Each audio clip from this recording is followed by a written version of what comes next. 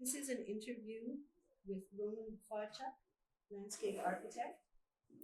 The interview is taking place in the office of Lombard North in Calgary, Alberta. And the date is September the 17th, 1993, and it's 10 o'clock in the morning. Good morning, Roman. Hi. Guess I should hook this up on you.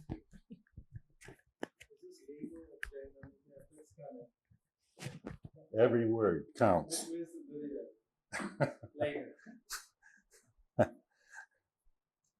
Well, we asked you to come here this morning to discuss your part in Canadian landscape architecture history.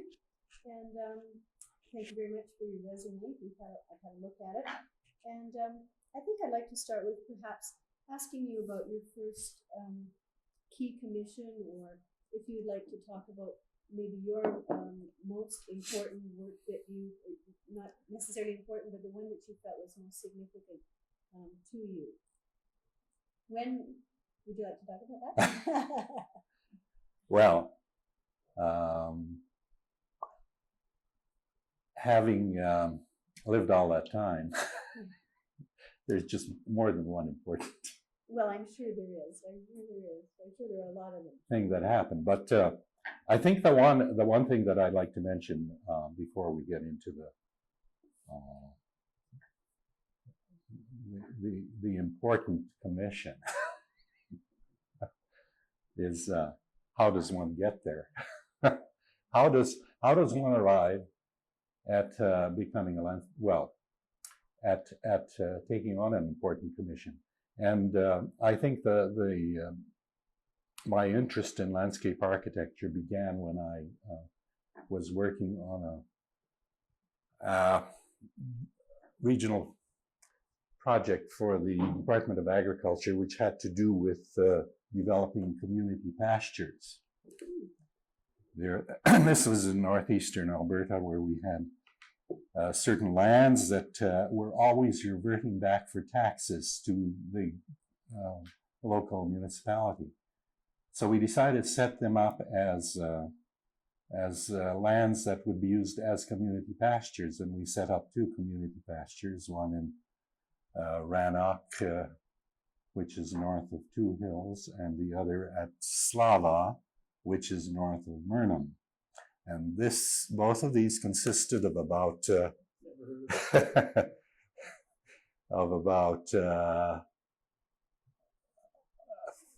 36 square miles to 50 or 60 square miles of land. These were sandy areas that did not produce very well most of the time because that area was subject to drought. So we had to support our submission to the municipality with all kinds of documents to make sure that they could do this. They had to buy out certain private landholders within that area, but most of the land they owned anyway. And we were able to establish two community pastures in that area.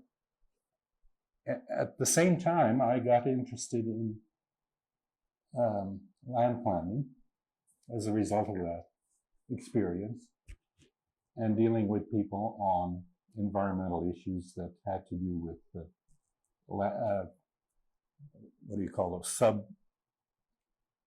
lands that are subproductive,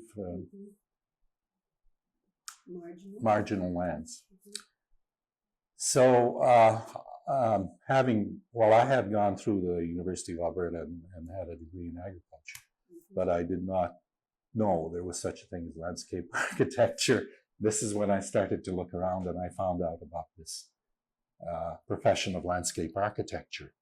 And so I went to the University of California, Berkeley, California, enrolled in a 2-year BLA program. What year was that? I don't bother with it in my resume. It's so far back. Now we're getting closer. Yes, we're getting close. About 1957 was that? See, so I received my degree in 1959. Okay, so you enrolled in 1957. Okay. So I left Alberta in 1956 to go to Berkeley, California, And because I had a degree in agriculture, they gave me just the design end of it to do. So I had a very good 2 years there and stayed over to work in the office of Lawrence Halpern and Associates. So I worked in the San Francisco Bay Area during my school stay. I worked summers at Larry Halpern's office, and then I stayed over for an additional year.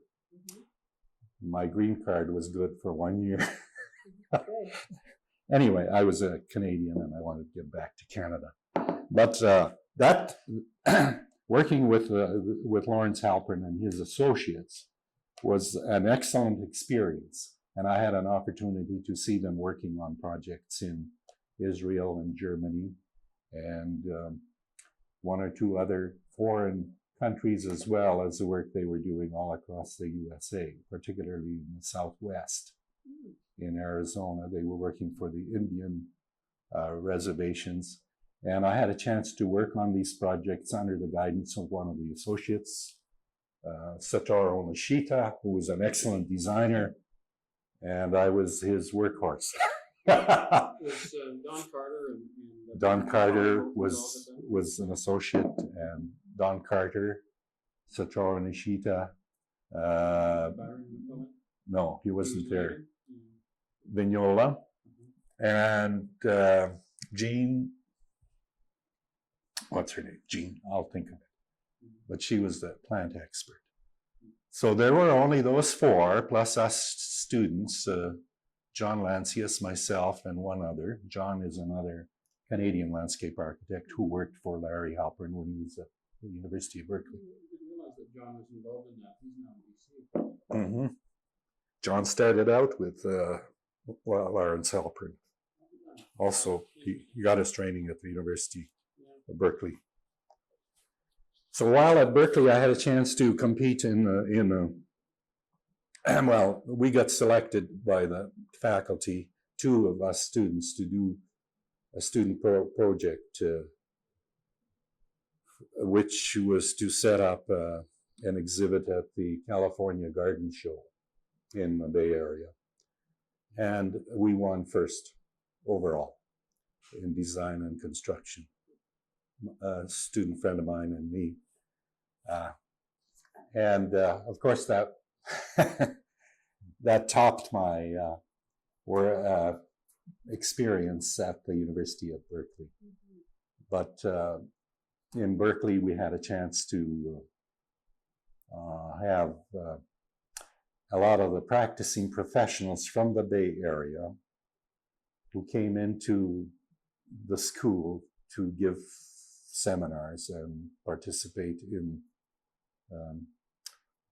the semester courses, like Bob Royston, Ted Osmondson, Tommy Church was in. And so we had a chance to rub shoulders with some of the outstanding Bay Area landscape architects. Larry Halpern as another. So we got their overall impressions as to what the field of landscape architecture was all about. And could you explain a little bit about what that might have been? What were their philosophies in terms of landscape architecture? They tended to take a completely opposite approach to that of the traditional design approach, which was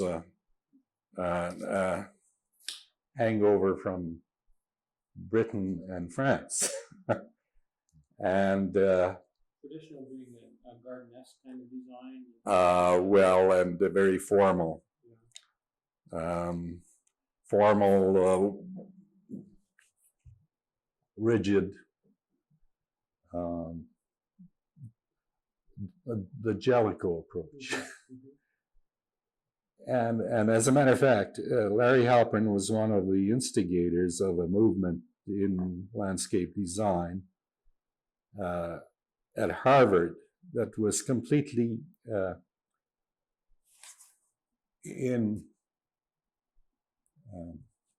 Opposition? in opposition to what was being taught at the school there.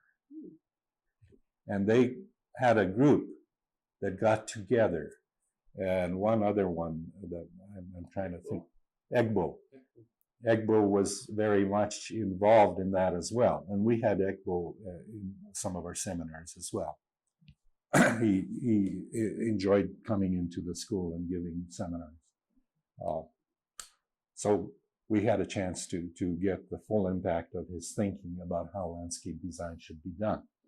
And so how could I express this modern contemporary approach that they have, which is called the California School of Design?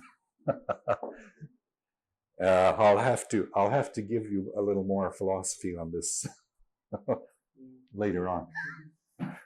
Okay, or just even maybe you could explain when you talk about the formal concept of landscape architecture, and these people were contrary to that, or were working in another kind of mode. What were some of the, for instance, in your design classes, what were some of the things that they stressed?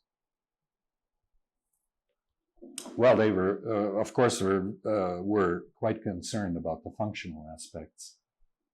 These came first, and then if you could work out the functions, then you apply that to your site. And whatever the site expressed was also taken into consideration. So the two were melded together. But the approach they used was an informal approach, a very asymmetrical approach with an integration of the garden into the house and vice versa, so that it was all one living area, outdoor living as well as indoor living. It was all part of the way of life. So they were expressing a way of life, which, of course, in that climate was easy to do. But there was a complete consideration of the total environment, as opposed to just looking at the garden separate from the house, Which you're saying, or whatever the other building or building uses may be. which is what you're saying was the traditional or the English-French approach, was that separateness? There seemed to be and also there was an imposition of, there was a strong imposition of man's rigid Formal design on an informal land or a very organic land. Whereas the California approach was an integration of, or a subordination of man's rigidness to the organic feeling of land. Do you think that a key element in that different philosophy and different design concept was indeed the climate of California? Well, no. I think what brought that about, because also remember that in California there was a very strong Spanish tradition, which was organized for that, which fitted into that climate very well, because the Spanish tradition came from a hot climate, a warm climate, warm Mediterranean type climate. So there was an expression of outdoor use of space, say, from the old Alhambra and so on. So there was a lot of Spanish, a reflection of Spanish style design in California.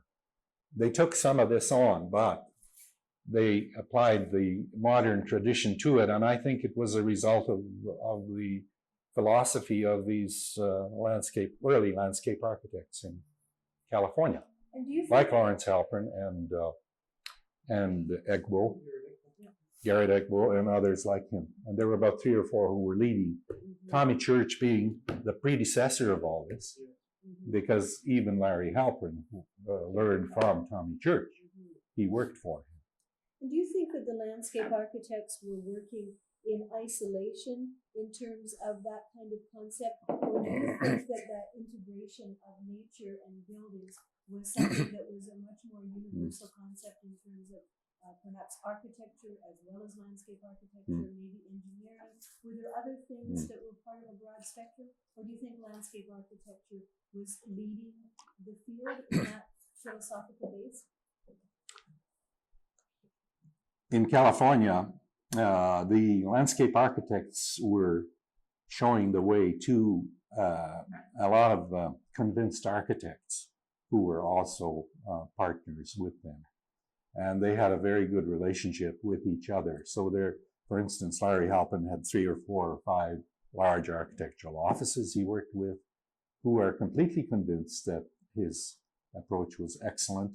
And as a matter of fact, there were a number of projects where Larry was the chief, how should I say, where Larry Halpin's firm had the commission and hired the architects and hired the engineers to make sure that the project came out in the right way. What sort of dates would Larry Halpin have been working? What was his? Well, this was in the period when his office was still small. This was before he boomed out to the point where he went under. No, maybe not all of this will be published. Okay. Larry's still practicing even now. Yeah. Where he's offering consulting services to the downtrodden and helping them. But would this sort of be in the mid-50s and mid to late 50s? Yeah. Yeah, I about 2 years after I left, he really boomed out and opened an office in New York, and his staff was 100 or more, and he went kabunkers after a few years of that. Now, when you were talking about the church, Mr. Church, what sort of dates would he have been working? I'll give that to you later. Okay, but that was prior to that, would be in the 40s? No, well, Church was still alive when I was at the school there because I met him. Yeah. Okay. We went to his office, and he wasn't working much. He was kind of in the retirement stage. But we did see a lot of his works, his particularly his gardens, which were still excellent because they had grown up and become mature. And still are today as well. When you were finished your education at Berkeley, did you then go on to do the master's degree at Harvard? No. Or did you come back to Canada? Things don't work out that easily. And but we went to Ottawa. The Canada Parks were looking for a landscape architect. And that was in about 1950, after you worked with Lawrence Halpin? Parks Canada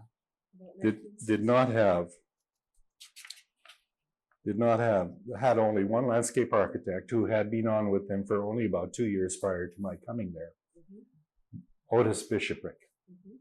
And he was the first landscape architect with Parks Canada. And he told me that when I got there that he had no time to do any design work because he was busy fighting brush fires and looking after convincing the management and administration of the parks organization as to how things should be done. So he is spending a lot of time writing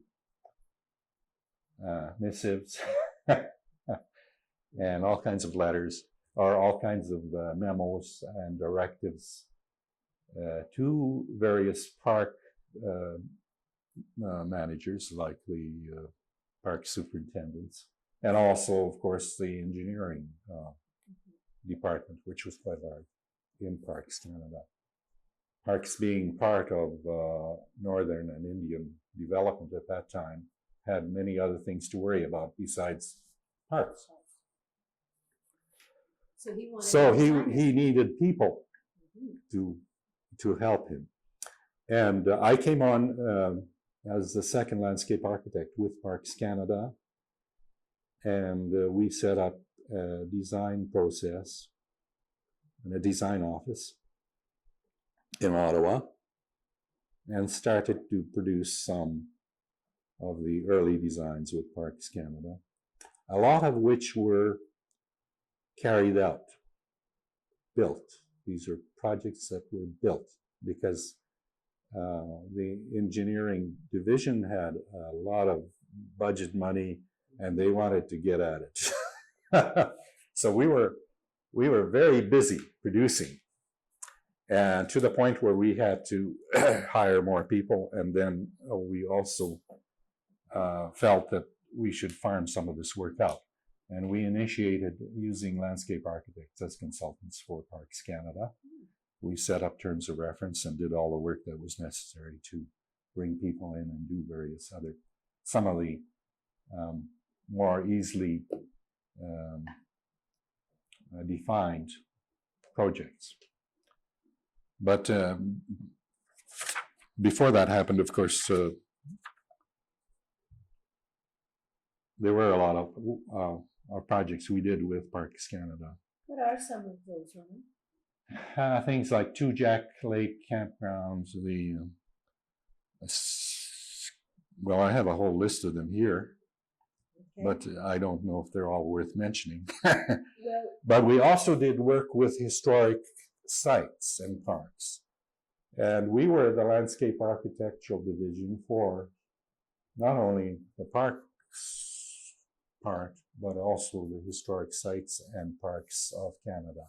So we were doing work all across Canada, all the way from Signal Hill in Halifax through to Fort Rod Hill in BC, as well as some of the major work that we were doing in the north, in the Yukon. mhm. Would those be the first examples of landscape architects working on historic resources in Canada? Signal Hill or Fort Rod Hill? Well, there were other older sites like the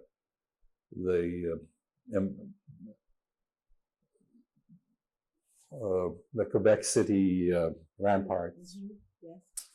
Uh, And federal government had worked on that? mhm. The ramparts in Quebec City, Fort Anne in Nova Scotia. Oh, yes. Does Louisburg fit in? Louisburg, we Okay. did the early planning for Louisburg, and I remember setting up a process for the development of a master planning approach to doing Louisburg. And what did you use for your basis when you said, well, for setting up that master planning approach and for setting up the terms of reference for consultants? What did you use as a base to work from your knowledge of work with Halpern and Associates, or was it just sort of you and Mr. Bishoprick who just kind of decided what needed to be done? No.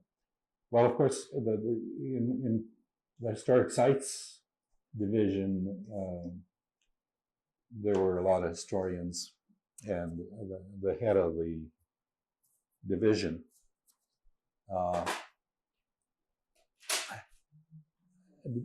Mr. Bishoprick developed a very good rapport with the division head. I think his name was Jack Herbert. And because of this, Jack Herbert always came to us when he needed some work done on the site development of a historic site or a historic park. Mm-hmm. And we would work very closely with the staff of the Historic Sites Division, who did the basic research on the historic aspects of it, and we did the environmental or natural landscape end of it. Mm-hmm. But really, all we were really doing was we weren't trying to change anything very much, except to make it suitable for public use without destroying what was there. Mm-hmm. So we had to embellish and or restore certain aspects of a historic site, bring back the early gardens, early planting if there was any, and reorganize the site so it could be used by visitors without destroying the very thing we were trying to protect. So everything was done very carefully to retain the historic, the real, true historic aspects of that site, and still increase the carrying capacity of that site. Yeah, make it user friendly. Yeah. As much as you could, protecting resources. Do you have any questions? Just a couple of things that are coming along, and I'm sure that they'll come out of the interview in time. Ed Wallace and Hank Stengel were both involved in Canadian Park Service, or Parks Canada, I guess it was called then too. But at a later date I'm not sure, I think they would be 1965, somewhere in there, that they became involved in parks. This was not till after the Parks of Canada decided to regionalize. Okay. Yeah. Up to that time, my first stint with Parks Canada was in the Ottawa office. They had not yet regionalized. So I was there for about 6 years with Parks Canada before they began to, and as a matter of fact, Otis Bishopric and myself prepared documents for the regionalization of the organization, because we had to travel from Ottawa to do work all across Canada, and it would have been better to have staff people in regional offices who could take on this job without having to do the design work in Ottawa. Yeah. I have one question. So when we regionalized, then of course there was a big explosion of staff being brought in, and another one is Doug Harper, who was brought in to look after regional office.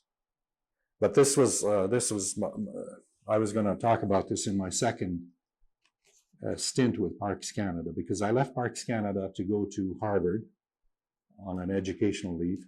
In what year was that? 68. Okay. 68, 68, I think it was. Okay. See, I became chief landscape architect in 1964 with Parks Canada.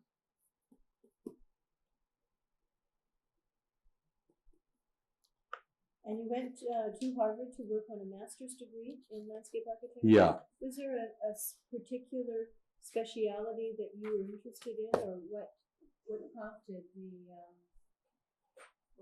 Why did I want to go to Harvard? Well, I didn't know. Why did you want? I can see why you want to go to Harvard. Why did you want to get a master's degree in landscape architecture? Well, I've always felt that there was lots I could learn. That's a bad answer. Was there someone there that you wanted to work with, or was there philosophies coming out of the school that you felt were interesting? Well, Harvard was considered to be the ultimate pearl in professional landscape architecture in the East. Because an that's Ivy where it League all school. started, wasn't it? That's where landscape architecture education started in 1901 or something? Could be. I see You weren't there then, though. You were there quite in 1901. No, I was a young whippersnapper. In 1901. In 1901, I was not even a glint in someone's eye. But I was a young whippersnapper when I went to Harvard. Still. Good.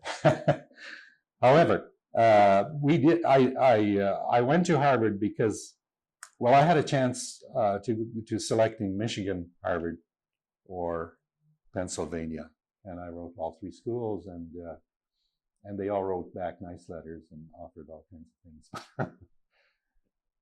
But I felt Harvard was the best place to go because they had a very integrated program with the other professions, with architecture and with city planning and urban design. And I had a leaning towards urban design, so I wanted to get to work with in a program where you worked with other professionals. And most of the students in those programs at the Graduate School of Design in Harvard were already professional, and they were coming back for additional training. So they were mature students, most all of them.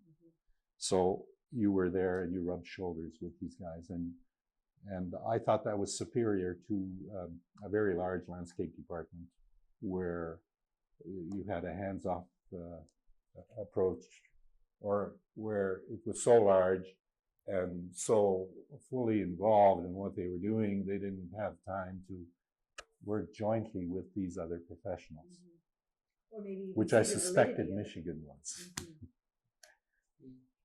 And what I was- liked Ian McHarg's approach Uh-huh. to doing large area planning, but that didn't prevent me from learning about what he did, because we were trying all kinds of things at Harvard, and we had Ian McHarg in for a series of sessions where he participated in the problem we were working on. So we had the full impact of Ian McHarg at And Harvard. when you say Ian McHarg, what do you mean by that in terms of his approach to design or design solutions?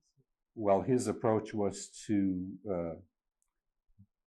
take a full, very intensive inventory of the landscape and its accoutrements, natural and man-made, and let the land tell you what the design should be and how the land should be used.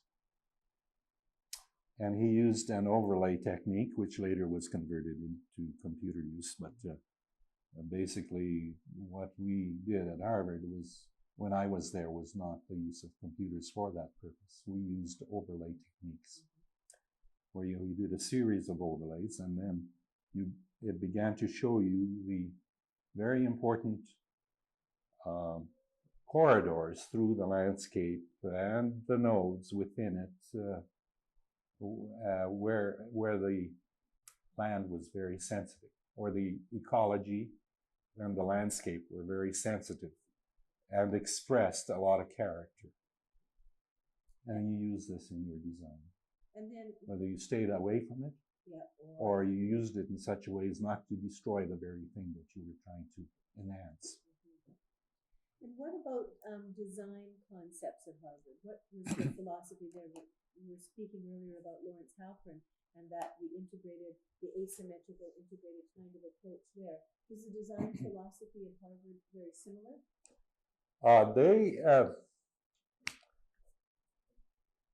Not necessarily. They were more pragmatic and not so forced to the asymmetrical, but they were pragmatic, and they looked at it in a more international way. And we had a lot of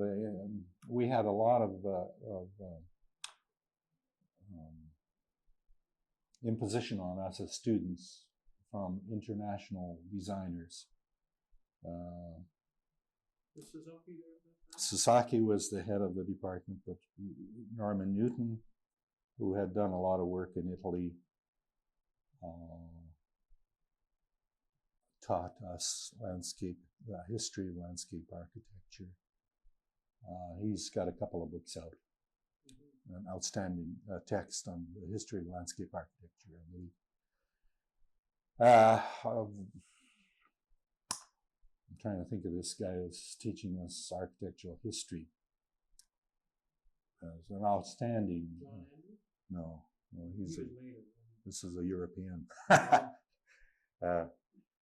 Who's Gropius? Walter Gropius was in the architectural department for a little bit. First part of the time I was there, and then he retired somewhat, and Sert took over, and he was a outstanding Spanish architectural designer. So, and we did projects with all three professions being involved in the one project. So we had teams, and it was more of a professional look at how you do things. We worked in teams as if we were a consulting group doing a project. And our clients were the actual, for the problem, were the actual institutions involved, like the department, HUD. HUD was one of the clients. from Washington, and they'd bring in all these experts, and they'd, give us a spiel and explain the problem, and then we went to work, and they'd be coming in to give a critique, and then eventually at the end we had a presentation, and they were all sitting on the jury. So we were working for a client, and that was the approach at the Harvard Graduate School of Design. That you had the actual experience of the profession as it is practiced outside, and you would have brought a lot of those concepts and ideas back to Canada in terms of the interdisciplinary teamwork. Well, it was the way to do things, and it still is. I don't think it's changed much. And so then the biggest problem is with the prima donna architects who think they know it all. We'll leave that part on. We gotta have a few comments here. So then you came back to Canada after you got your master's degree in landscape architecture at Harvard. And at that point, did you go to the National Capital Commission? Or did you go to the University of Guelph? No, I came back to Parks Canada because I had an agreement with them I would come back for a year. Because they gave me that educational leave too, so I felt that I owed them something. But Parks Canada was undergoing a tremendous reorganization process. As I mentioned, they were regionalizing, and the engineering division was undergoing regionalization. And everybody was being uprooted. Nobody knew where they stood. And I had an offer from the University of Guelph to come and teach there, and I took that. So I went to Guelph coming back from Harvard to Ottawa. About 1965, would that be right? 65 to 67, you have here on the resume.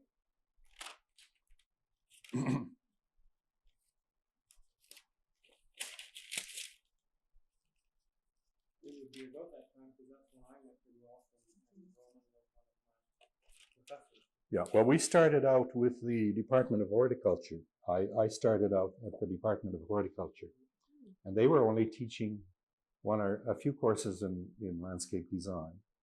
And I was brought in primarily to teach the design program. Victor Chenasic had preceded me there. Dr. Hilton who was an old teacher of mine from University of Alberta, and also Vic Chenasic's old teacher, was the head of the Department of Horticulture. And he was amenable to establishing a School of Landscape Architecture at the University of Guelph, which was going to compete with his department, but he was such a magnanimous individual. Yes. Far-sighted. Yes. He was an outstanding human being, and I enjoyed, working for him. However, he helped us establish and I was there to help Victor Chenasic establish a program in landscape architecture. Good. At the same time, we were also teaching in the regional, I'll get the name correct for you when we edit this, but there's a regional, it's not planning, it was regional and resources. Yeah, they had a regional resources development program, and we were teaching the graduate students in this program, which was a master's program, and graduate courses as well. And I was involved in teaching one or two of the courses in this graduate program. And were any of those, were they design courses then in landscape architecture? We were teaching design courses to the first class that took our landscape design courses were ornamental horticulture students like Owen Scott and a few others who became landscape architects. However, the next year we had the degree program underway. We had we were able to convince go through all the red tape and get it established. So we were preparing course material, writing up new course material, and getting the new landscape architecture program underway. And that course material, that curriculum development, was that based on your curriculums at Harvard and at Berkeley? Is that well, anything that I had to do with, yes. Okay. Any of the ones I was involved in teaching. Yeah. And how much impact do you think that Expo 67 had on the development of that program? Do you think that there was any connection at all, or? I have to check the years, but Do you think that there was a strong impetus from this was Expo? before Expo. Yes, it was. Yes. Yeah. So, do you think that Expo 67 had that much of an impact on the school at Guelph, or? Perhaps after it happened. But this was happening in advance of that. Yes. Yeah. Except that I think the profession itself was growing in that period, because the design of Expo 67 was actually occurring 65 and 66 to a large degree, so offices were growing at that period of time. Jack Milliken, who came to Guelph in 60. He was the third guy hired on. Came after you, that's Yeah. correct. But he came from working on Expo 67 to Guelph and brought that kind of expertise with him at that time as well. There, I'll when I see the draft, I'll put in some of that for you. Okay. I'd like to come back, if I could, for a moment, Norman, to your time of teaching in Guelph, which is where certainly I was influenced by some of your work, and that is with respect to your ability as a graphic artist. And I do recall that you had a tremendous ability as a graphic artist at that time, and probably still do. That's nice to hear. But where did your background in agriculture and then you're working with community fashion doesn't necessarily mean to me that you could draw as well as you do draw. And I'm just wondering where. Well, I was drawing before I could read. I was drawing things very well before I could read as a little tyke. My mother always used to give me a pencil and paper, and I'd draw. So when I was at the University of Alberta in agriculture, I also took art courses to keep my hand in, so to say. But I didn't have a chance to do any design coursework except with Hugh Knowles, who had just come on staff at the University of Alberta and was teaching ornamental horticulture. And I had a chance to take some of his courses, and he was doing some design courses there. As I said, had I known about landscape architecture as a profession before I went to the University of Alberta, I might have gone into landscape architecture directly. And that was one of the reasons I chose to leave agriculture, because I wasn't getting enough design and planning, and I was really interested in design and planning. So your love and ability of art as a child. I have always been drawing. Yeah. Did you, and that kind of sense of looking. I always could draw. Being able to draw them, that helped in your career in terms of design and visualizing. Yeah, I tended to use that as a crutch at the beginning. And even at the University of Guelph, I tended to use my ability to design rather than to explain. And this was one of the problems I had at the University of Guelph, that I had not yet, I was not yet able to expound the philosophies of what was good and bad. And I tended to take the pen from the student and show them how to do it. Which I should have let them explore themselves and go through the ache and pain of finding the best solution. I can remember struggling away on a piece of work and having you come along as a professor and say, no, here, you do it this way. And there was the answer. Well, I always was able, one thing I found is I always was able to visualize what it should be. I don't know why, it just came naturally. Yeah. But that must be so that was a bad crutch for me. Well, but also a strong, that's right, a strong connection to your graphic ability. But since having being involved in teaching, I have learned now I am ready. Just about a little too late. That's the problem. 1965 was a few years ago. However, the reason I left the University of Guelph was that I felt I needed more experience in doing actual work. And I wanted to do large area work. So I left the university because I had an opportunity. Edward I. Wood from the National Capital Commission offered me a job as chief landscape architect with the National Capital Commission. And he was fishing around. and I met with him secretly in a hotel in Toronto. And he enticed me to join to come and work for them, for the National Capital Commission. He was retiring. He had Parkinson's and felt he should retire. Was that Ned Wood? Yeah. Yeah. That's his nickname, or the name buddies call him, Ned. But he was the guy who worked with Prime Minister Mackenzie King on developing the national capital. He was, Mackenzie King was. This is a continuation of the interview with Roman Fodchuk in Calgary, September 17th. Just as we turned the cassette over, I just cracked in my ear. Just as we turned the cassette over, you were mentioning William Mackenzie King and his involvement with the National Capital Commission. Sorry for this slight interruption there. Can you sort of pick up on your thoughts there? Well, of course, this was before my time, or before my time with the commission, but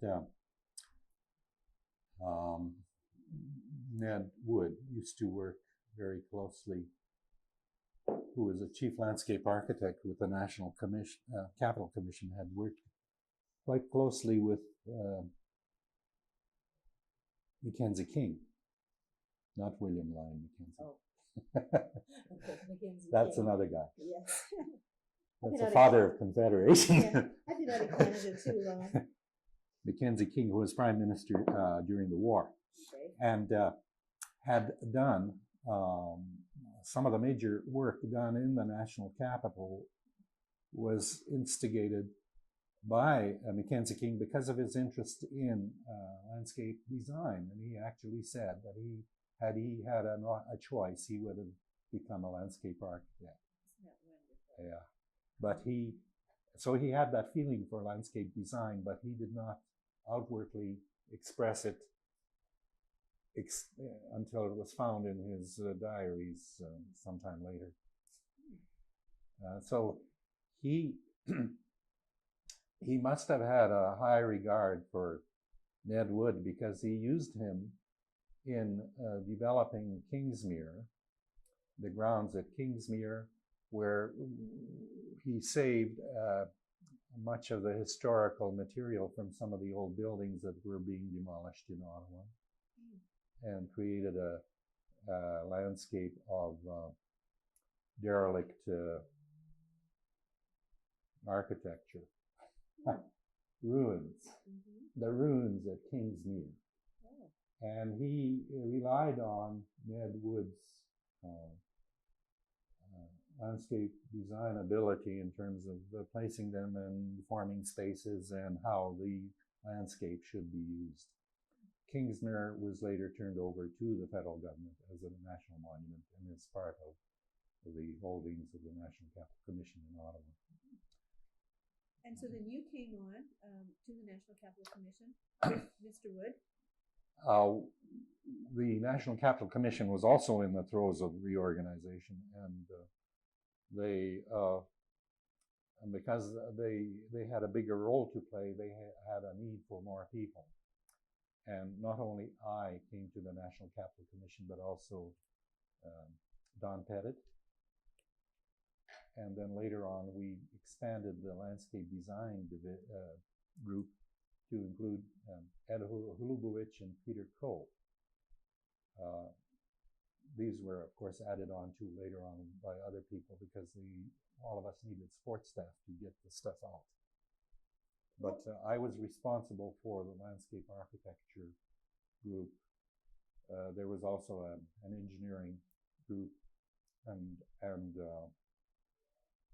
an operations group who built things under the guidance of Don Pettit, who was also a landscape architect with the National Capital Commission, who was hired on at the same time I was. Now, what were some of the projects that you worked on with NCC? Keep those notes. Well, I just came across this yesterday, so I didn't have a chance to. But, you know, turn the machine off until I get organized. Flipping all those pages. I have 50 listed here. Which ones? I'll tell you about the important ones. Okay, good. Some of the things we did with the National Capital Commission that are to this day quite outstanding examples of good landscape architectural work was the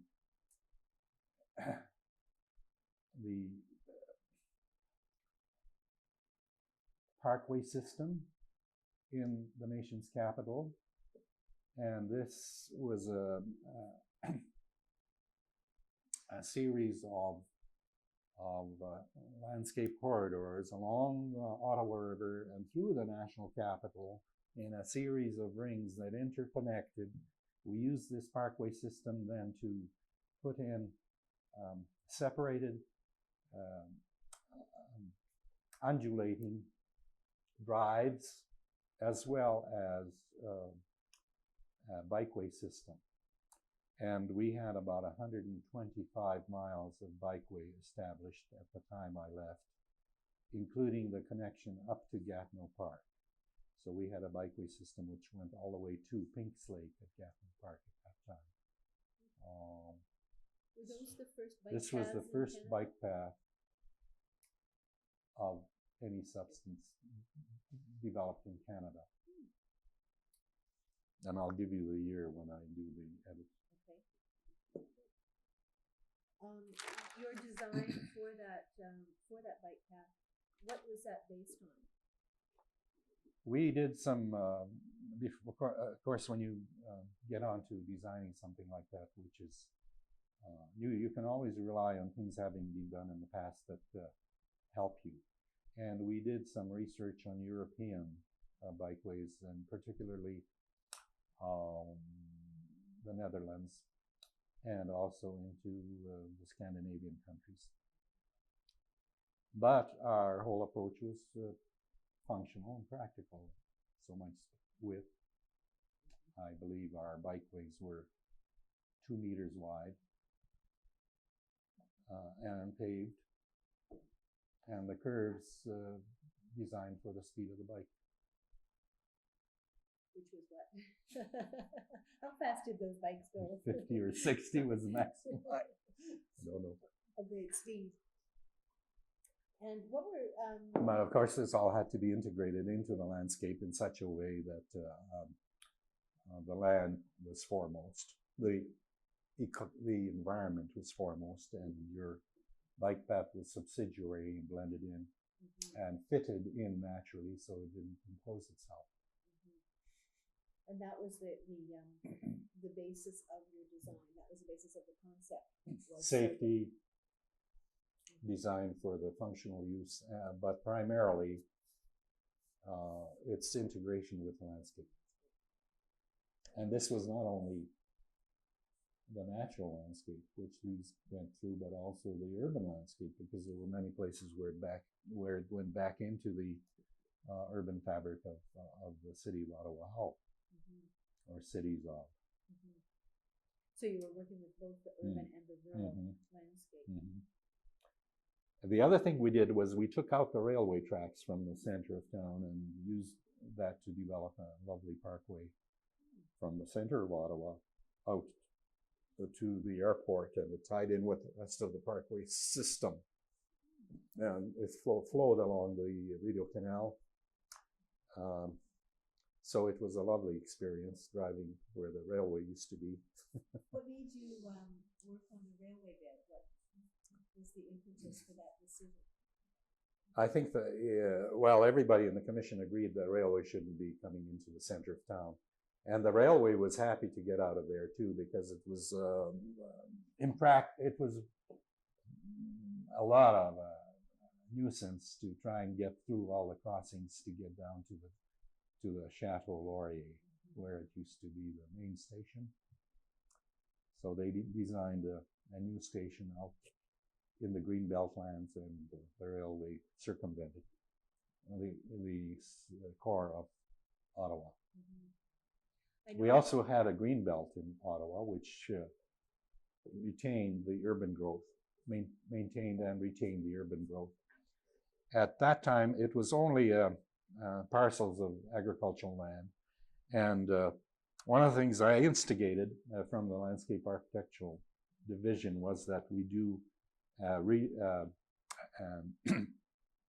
full-blown inventory analysis and evaluation of all the elements within the National Capital Region, so that we could define all the landscape corridors in the region, which took into account a 50 square mile area, which had a lot of little villages and towns throughout, as well as the Greenbelt lands.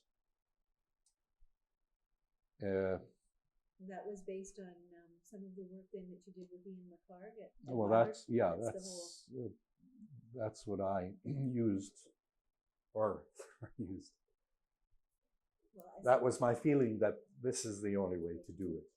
Well, and I think that there's a great amount of sense there, isn't there? How can you design anything if you don't know what your resources are? So then we brought in the planning, the long-range planning division, which was headed up by Bill Perks, and he was part of that committee that did this study. I headed up the committee as long as I was at the commission, and then of course, this went on to somebody else when I left. I believe that my feeling was that we could complete that study in 3 or 4 years, but I think that they're still working on it now. Now, there's one of two things Had I there. stayed. Yes, that's right. Either you were very optimistic, or I think they are just prolonging their jobs. I see. Well, maybe that's necessary to do. What do you think? Can I just ask you a few questions about the profession of landscape architecture in Canada? Because of your work with the National Capital Commission, and because there were a lot of firsts there, the first designing of bike paths and the first integration of beltways and with the city, what do you feel that landscape architecture has really done for Canada, or for just even Ottawa, or how do you feel that landscape architecture has impacted the face of Canada? Well, I feel that they have really fallen down in their role, that they have not accomplished as much as they might have. In a sense, they're too busy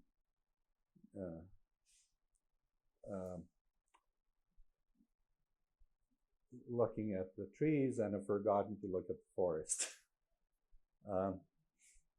Their approach is too, how do you say, inward. They're concerned about their own personal problems, and are not attacking the larger problem that has to be solved, and that is man's use of land, or man's integration into the landscape in a harmonious manner.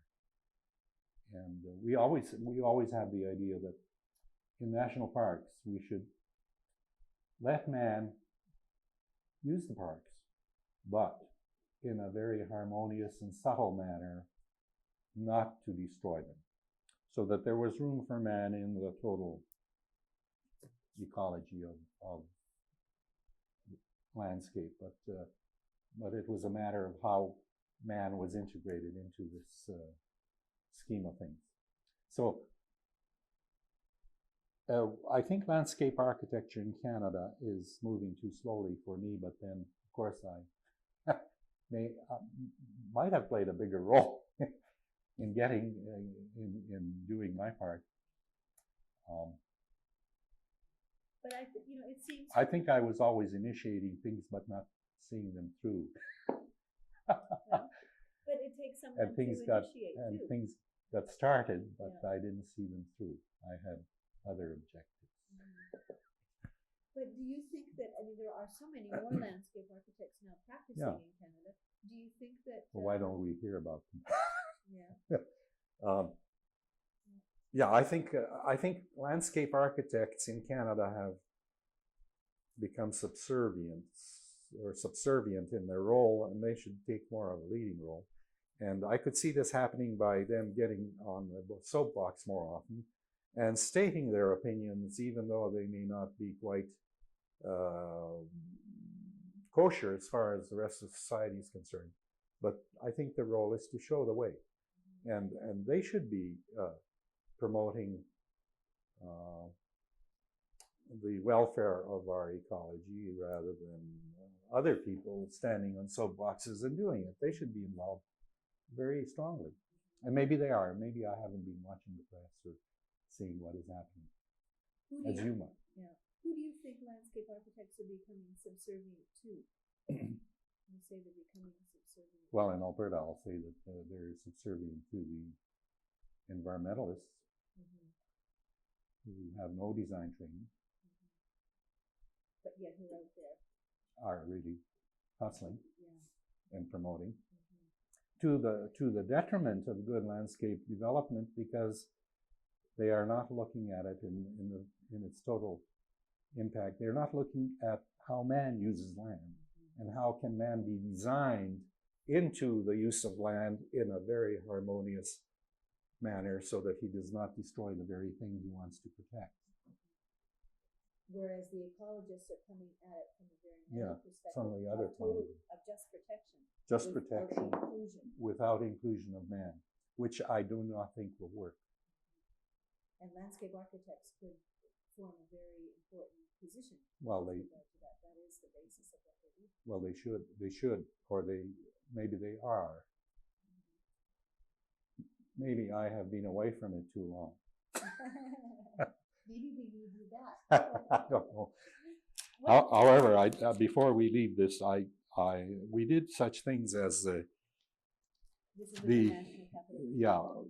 with the National Capital Commission, we did such things as we worked with the various urban entities in the National Capital Region, like the City of Hull, and we did a study on the Hull Parks system and how it could be developed. We did work for. I remember one time doing such a thing as working on a series of pools for Roland Michener and his wife, the Governor General, at Canada House, at Rideau Hall. And I'd just come back. He was Viceroy of India, and I'd just come back from India. And his wife, being a very strong character, insisted that they have this very formal reflecting pool in front of Rideau Hall with big fountains at Taj Mahal, a Mughal garden. A real Mughal garden, which was water gardens with a very formal, symmetrical approach. And I remember going in front of meeting with the Micheners, trying to convince them that what we proposed was correct for Rideau Hall. What did you propose? Which was a much smaller scheme of an integration of natural pools and ponds with water falling over rock and some fountains to give noise to it, and designed to fit in naturally into the landscape at Rideau Hall, which was the Canadian way of doing things. And what was accepted? and that the Mughal gardens were okay for the Mughal period. Not bad in India, but not great in Canada. Which was also a desert, and therefore water was the key to life, and so the Mughal gardens express life, the center of life, and the tree of life. The tree of life is in the center of gardens of the court. No. Mrs. Mitchner was, however, not convinced. And it took a while before they finally agreed. When Roland Mitchner put his foot down. I won't say any more about that. But your design was finally. Well, I guess we kind of modified our design a little to made it a little larger than we would have had Mrs. Mitchner insisted How much on this impact? formal redesign of all of Rideau Hall. How much impact have the Governor Generals in as a group had on the grounds at Rideau Hall? Quite a bit. If Each one wants to change it somewhat. And I remember we did, because Roland Mitchner was very sports-minded and very active, we designed the first tennis courts with the rubber surface in Ottawa for him. And that was all at Rideau Hall. Mm-hmm. I wonder what kind of sort of a total picture of change of the land at Rideau Hall has happened. I think that's a very interesting. It would be interesting to look at that, and there is a historian in Ottawa who writes about landscape design and is interested in the historic aspects of gardens. She's the lady that wrote about Mackenzie King and his interest in landscape design. I'll give you the name. Okay. I got the book at home. But I think that is, because there's lots of people who talk about the kind of the traditional aspects of Rideau Hall. Maybe there aren't any. Maybe with each successive Governor General, there's been enough changes in. Well, each Governor General brings his own little traditions with him, but I think most of them have respected. Or her, in the case of Johnson. Yeah, respected the landscape that is at Rideau Hall now. Carrying capacity. And a lot of it hasn't changed that much from when Ned Wood had probably done some early conceptual work on it. And it probably precedes Ned Wood, I have no idea. What do you see as the, you were saying a few minutes ago about how you're a little discouraged by what's happened with landscape architecture in Canada, that it hasn't done all that it could do as a profession. What do you see as the future for the profession in Canada? Well, maybe I'm a little impatient. And it's going to work out all right anyway. But my feeling is that we should do more public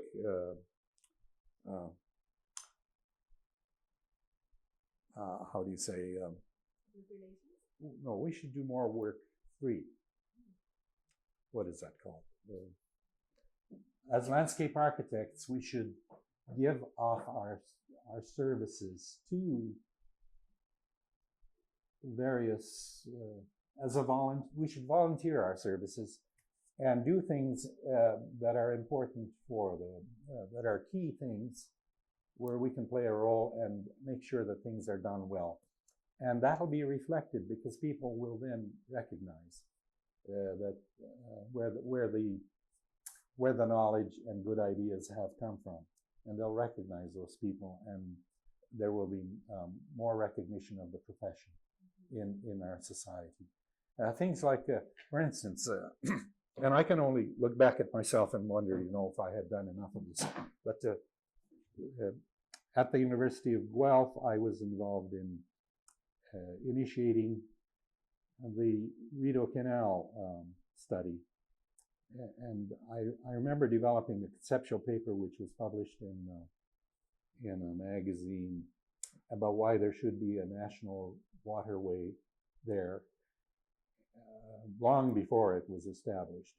And we put in a proposal to get a grant to do a study, and that grant was approved. And Paul Wyatt, who was one of the students in this regional resources program, took on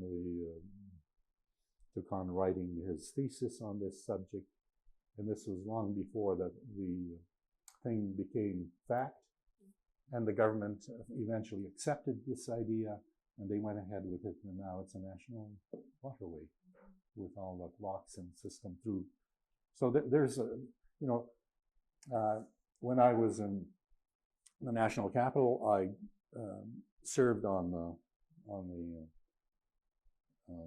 board of Kanata, on the planning board of Kanata, and did a paper on, or prepared a paper for the park system for Kanata, and that was accepted and adopted by the town of Kanata.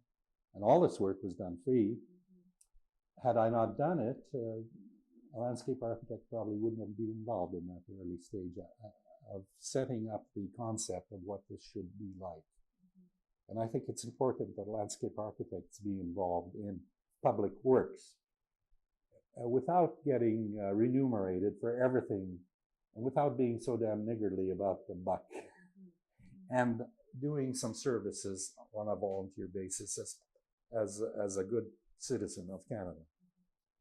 And I could point to a number of things of that nature which have worked.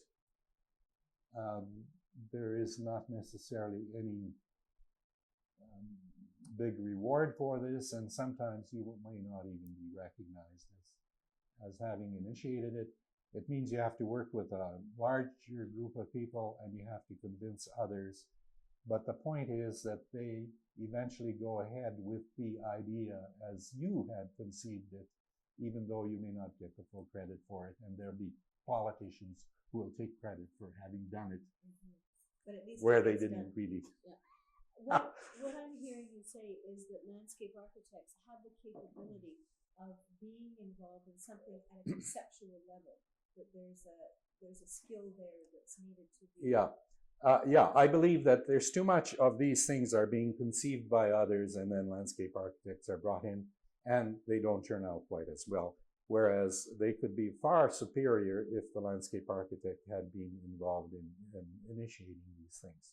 And far superior, meaning back to what you said earlier about the integration of the design of nature. Better integration of the total concept of how man fits into his environment, and the preservation of that very environment.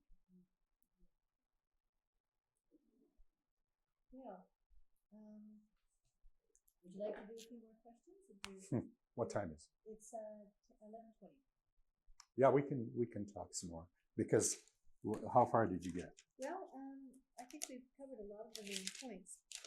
One thing I would like to ask you is about some of the major projects in Canada. What do you think are significant projects of landscape architecture in Canada? Ones that have worked, maybe ones that haven't worked, ones that have. Gee, I wish I was that smart. Well, ones that what we were talking. and had this overall view. No, you probably do though. One of the things I'm thinking of again is like Expo 67. Was that a significant piece of landscape architecture design for Canada? Some of the historic sites that have been done, the National Capital Commission's work in Ottawa, are these significant? Well, of course, I'm sure you agree with me. They are. What impact have they had? Yeah. I think the problem is with these showy things is that they have a very short life. And there is more need for us as landscape architects to be more involved in the larger permanent development of the country. Even though everything is changing all the time, we can also plan and design for change. But we should be doing things on a larger scale, on a more permanent basis. And Expo was a flash in time. And although, you know, we as individuals here have a memory of Expo, there are many who, in the baby boom and later, who do not. They don't remember Expo. They were born when Expo was on. So they don't have that experience. And I think it was all right for our generation, Don Pettit and guys like that, to have had this experience, because it showed what we could do but it did not take off as it might have. Although I think we did make a lasting impression on the other design professions as a result of that. And that meant that we got bigger commissions as a profession. Firms were able to pick up larger commissions with the architects and engineers, and even be in the driver's seat in a number of these. So in some ways it was a bit of a flash in the pan, but in other ways there were enduring elements from it. Yeah, the enduring elements were that many other things got done, like campus planning and design, with large campuses being designed by landscape architects, or regional park systems, or urban regional park systems, where landscape architects were were the prime consultants, such as Capital City Park, for instance, or the one Fish Creek Park is another one. We one of the projects that I have been involved with that I think is of significance was the Gaspé area in Quebec. When I was with the University of Guelph, I was commissioned to do a large provincial park, or to do a planning study for the Gaspé and determine what areas should be set aside for recreation. For the whole peninsula? Yeah,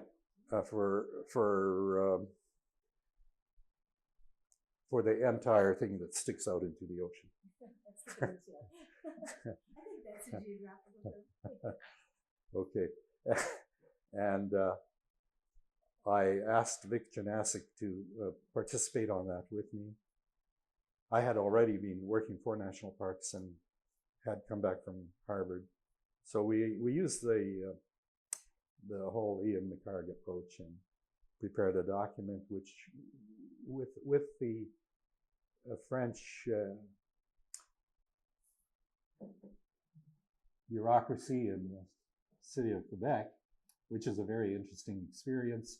And it's interesting that neither Vic Janasic nor I knew French and spoke French, but that had no bearing on the work we were able to produce, and that has resulted in being dedicated over 2 national parks, and that was the first national park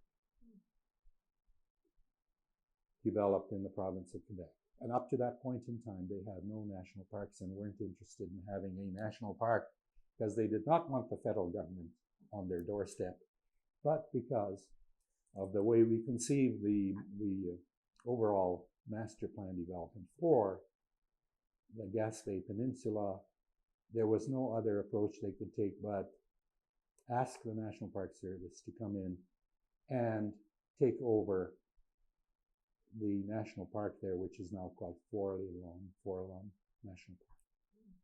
Well, we prepared the master plan documents for that, and this was under a regional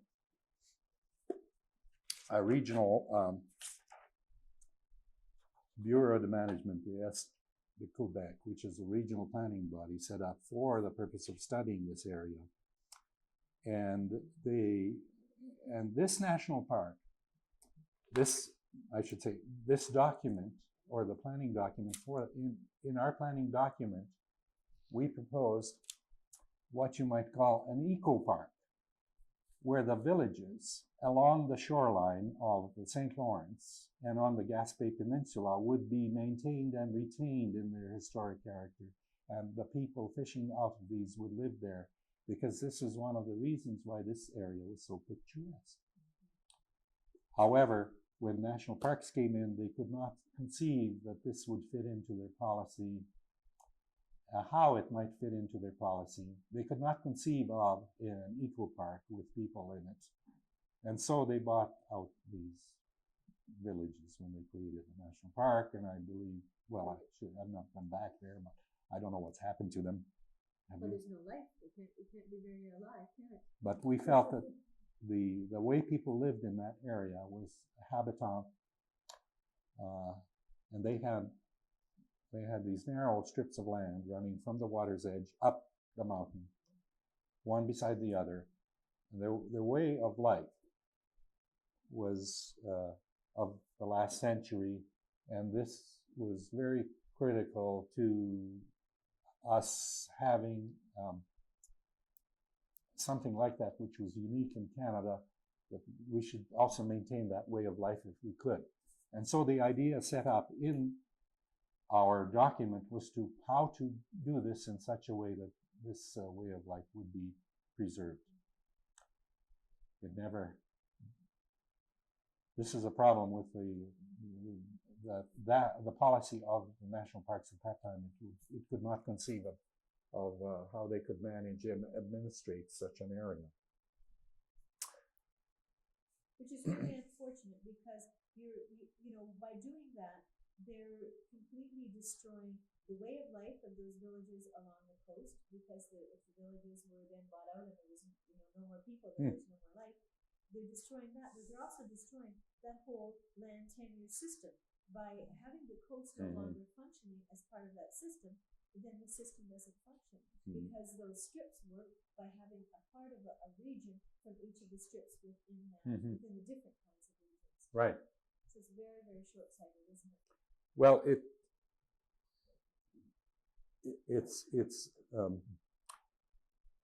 this is where, as a practitioner, you feel that you might have lost the ball game, but you really haven't lost the ball game. You've just lost one inning.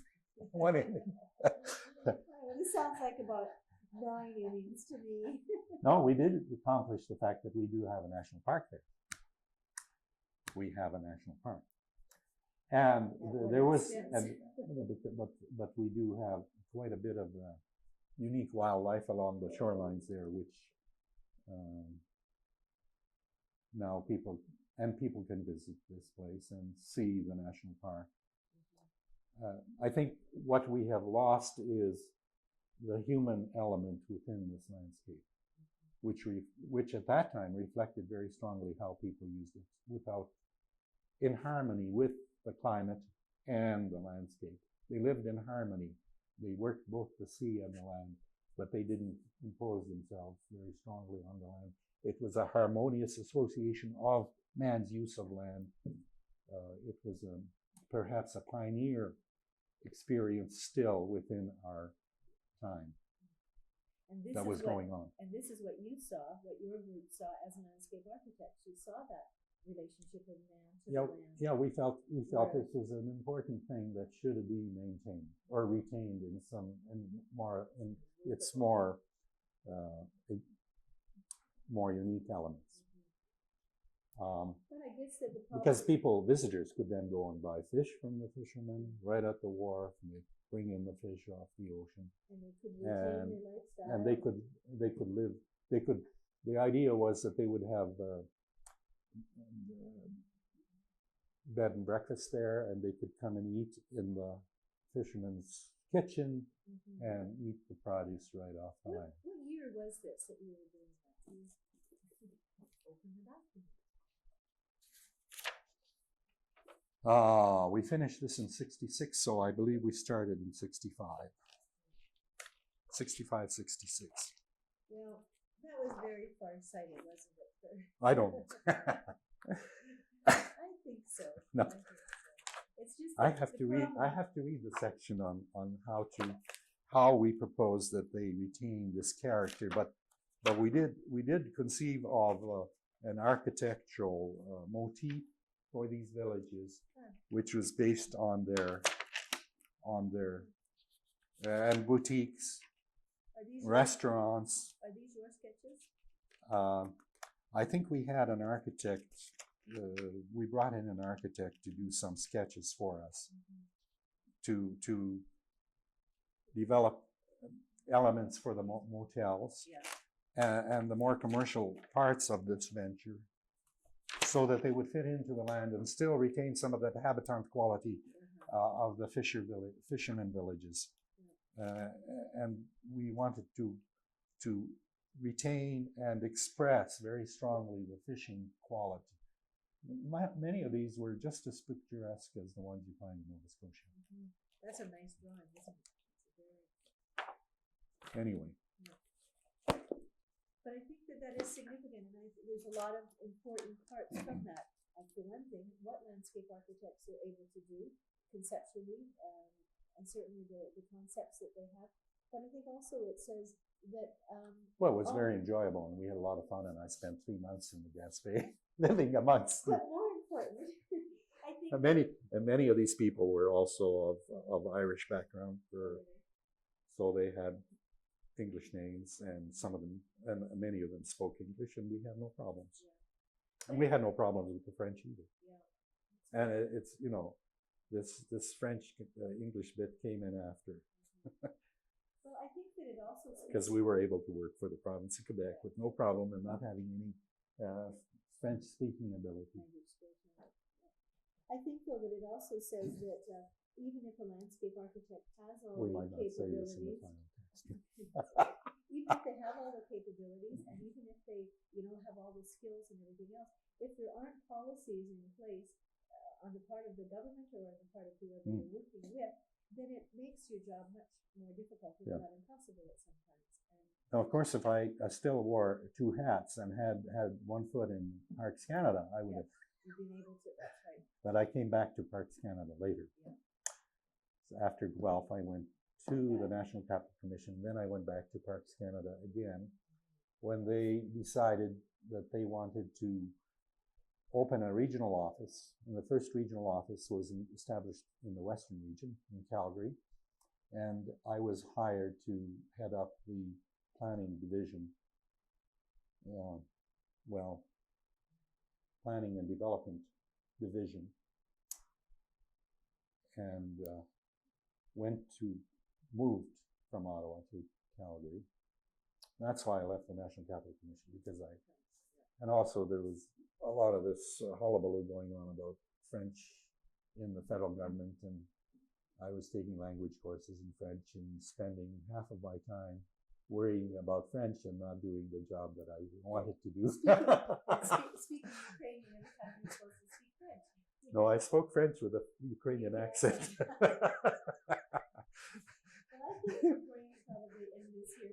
And the teachers couldn't figure it out. I want to thank you very, very much for your time and energy this morning. And having a chat. We'll continue this again. Okay.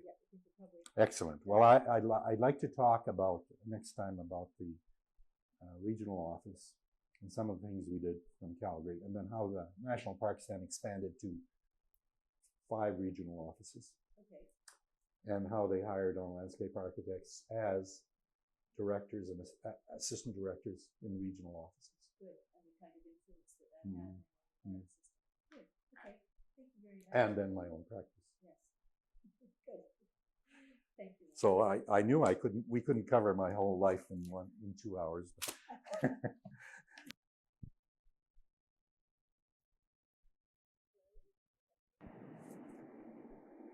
Hello. Testing, 1, 2, we're on the air.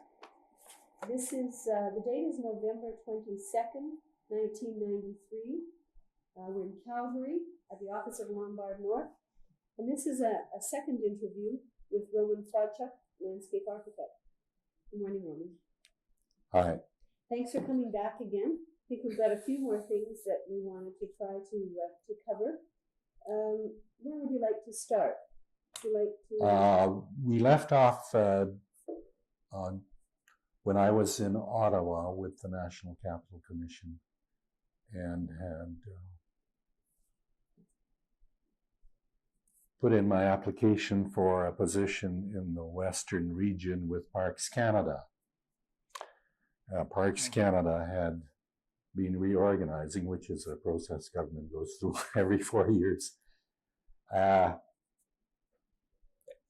And the engineering division was shifted to public works in Ottawa. And as a result, the landscape division was part of the engineering division. and was taken over by Public Works in Ottawa. And that's when people like Casey Stengel and other landscape architects came on staff with the federal government. I, at that time, was with the National Capital Commission, and Jack Nichol decided that Jack Nichol, who was the director of Parks Canada, felt all along that the best way would be to have landscape architects with Parks Canada. And one way they overcame that reorganization was to establish regional offices with the park design and planning function being carried out at the region. The Western region was the first to establish this process, to go through this process, because they already had a regional engineering division, and they felt that they could fill out the total complement. And I was sent to Calgary with Parks Canada to establish Parks Planning and Development Division. And we went through the process of working out all the functions that had to be carried out in the region, writing up position descriptions for the various people who would do this work, and then filling these positions. And what they consisted of was the financial control of development of parks, the planning component, which included also the urban planning in the West, because there were two towns that had to be looked after, Banff and Jasper, as well as Wharton Lake. So we had town planning as well as parks planning, and then the landscape division. So we had landscape architects. We had also hired the first ecologist of Bruce Leeson, who we brought in. We felt was a very important part of the team. And we developed a full component in Western region. The Western region consisted of British Columbia, Alberta, Saskatchewan, Manitoba, and the Yukon and Northwest Territories. So we had a large area to look after from the Western region. This then was taken by Parks Canada as an approach that they might use in looking after all the other regions in Canada. And so 5 regions were set aside. This Western region was then broken down into 2 because of its size and the fact that the mountain parks was the biggest component in the parks branch. So Alberta and British Columbia and the Yukon were made as the Western region, and new regions were established with headquarters in Winnipeg, Cornwall, Halifax, and probably, I think it was Montreal for Quebec province. My job was to be assistant director of the Western region. Parks Canada then went on to hire other landscape architects to head up some of the other regional offices. Douglas Harper was hired to look after, I believe it was the Quebec region before he was transferred to Winnipeg. When the Winnipeg office was established, which was much later.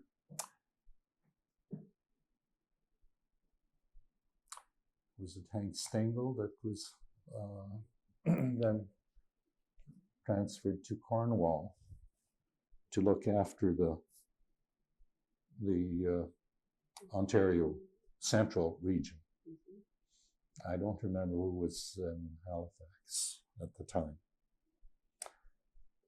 What kind of impact do you think that had on the philosophy of Parks Canada, and the types of projects that would have been done because landscape architects filled these roles? Well,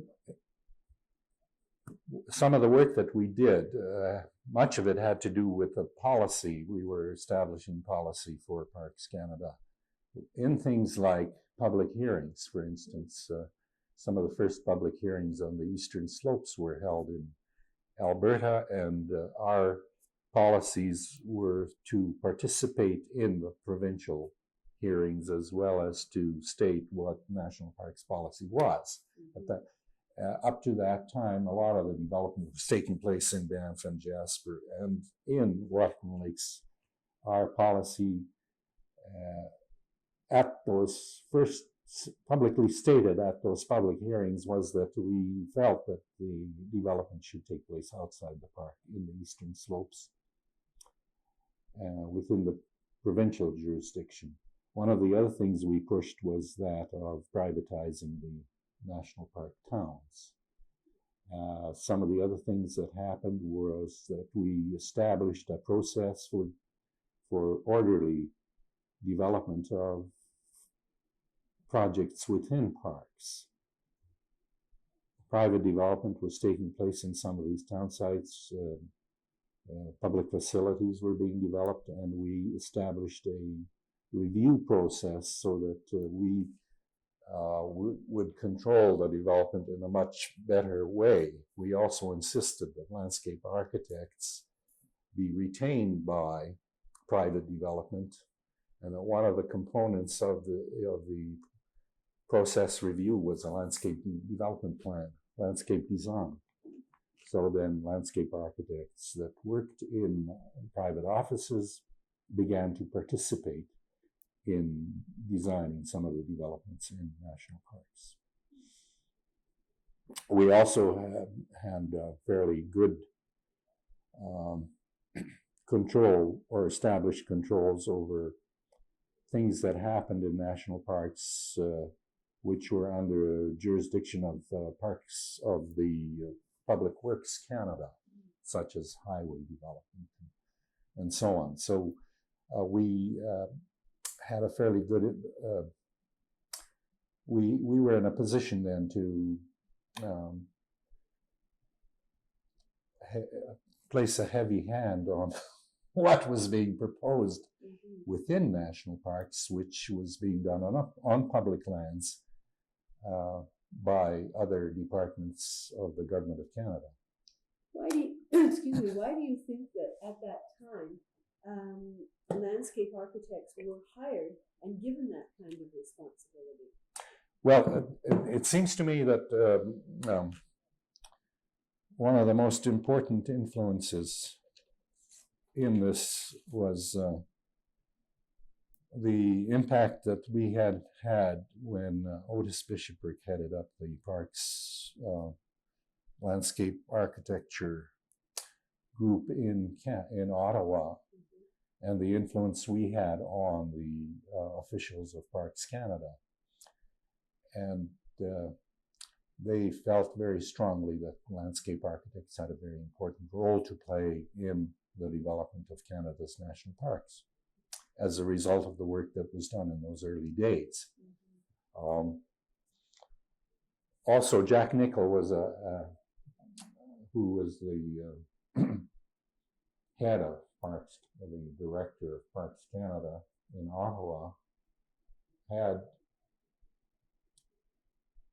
personally been convinced by, because of his working with people like myself and Ed Olubowicz and Otis Bishoprick, had felt that was very strongly in support of us being involved in the total branch, in the work of the branch.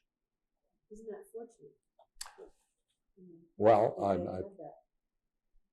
well, because otherwise, I'm sure that engineers would have continued to be the people in charge of everything, and landscape architects and the design component would have taken a much smaller, would have played a much smaller part. We had already in Ottawa at the time that I was with Parks Canada introduced consultants to the Parks branch.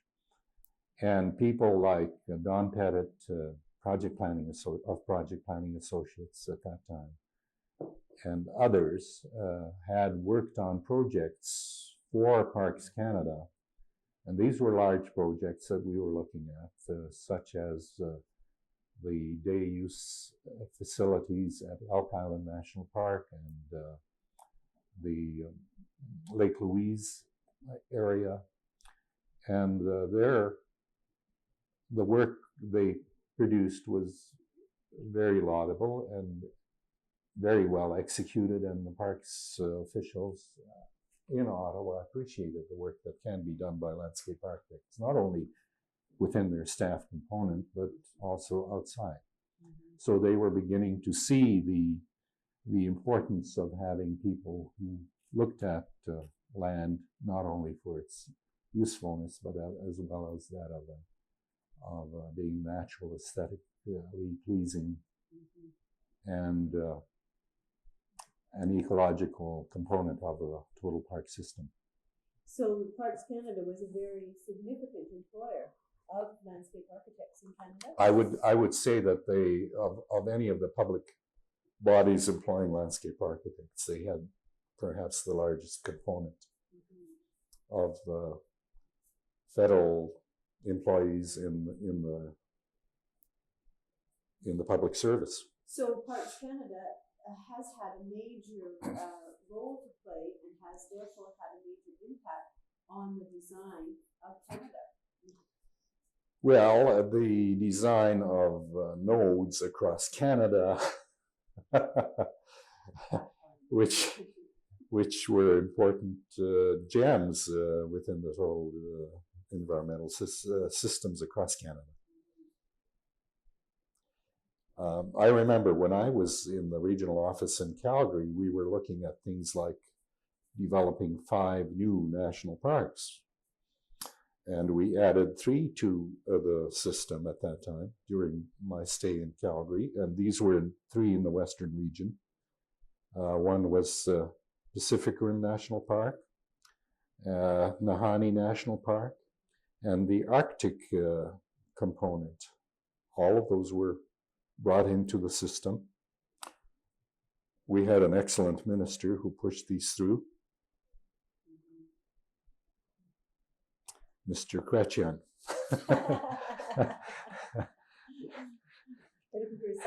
He supported us completely. That's good. We also set up the master planning for the regional, for the mountain national parks. There was no,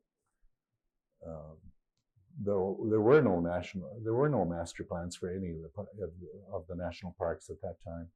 We established a national parks master plan unit, and we had 3 or 4 park planners on staff whose job it was to prepare master plans for all the parks. At that time, we also established a complex master plan for the total parks in the Rocky Mountains, because they were all part of the same ecosystem. And that, we're talking here now, like the early 70s? Yes. The right time? Yes. Mm-hmm. We established the Western Regional Planning and Development Group in 1970 in Calgary. Mm-hmm. Perhaps one of the most interesting projects was that of the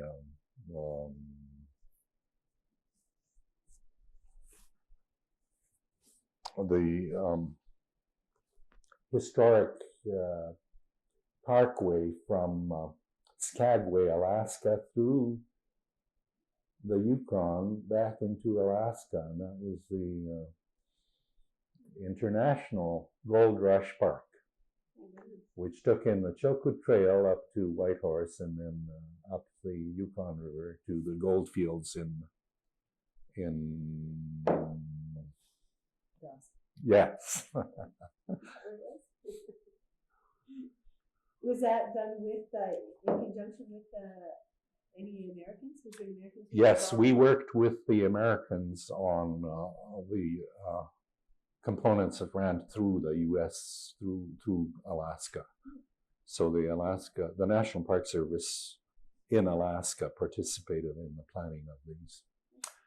It must have been a large tract of land. Certainly did, and we were working with them on developing an international park across the Yukon-Alaska boundary in the Wrangels, on the Wrangell Mountains. Some of the highest mountains in the Rocky Mountains exist there, and that included the total ice fields. And the park that was established there in the Yukon.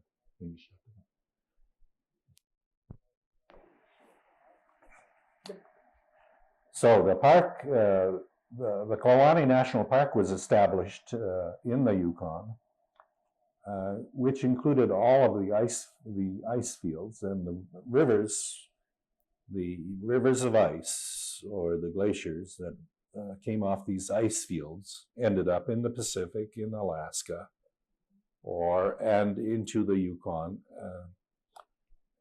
down the slopes into the Arctic. So the rivers running off that ran into the Arctic. So we had quite a comprehensive national park there. We worked with the planning division from Ottawa on these parks in their initial stages.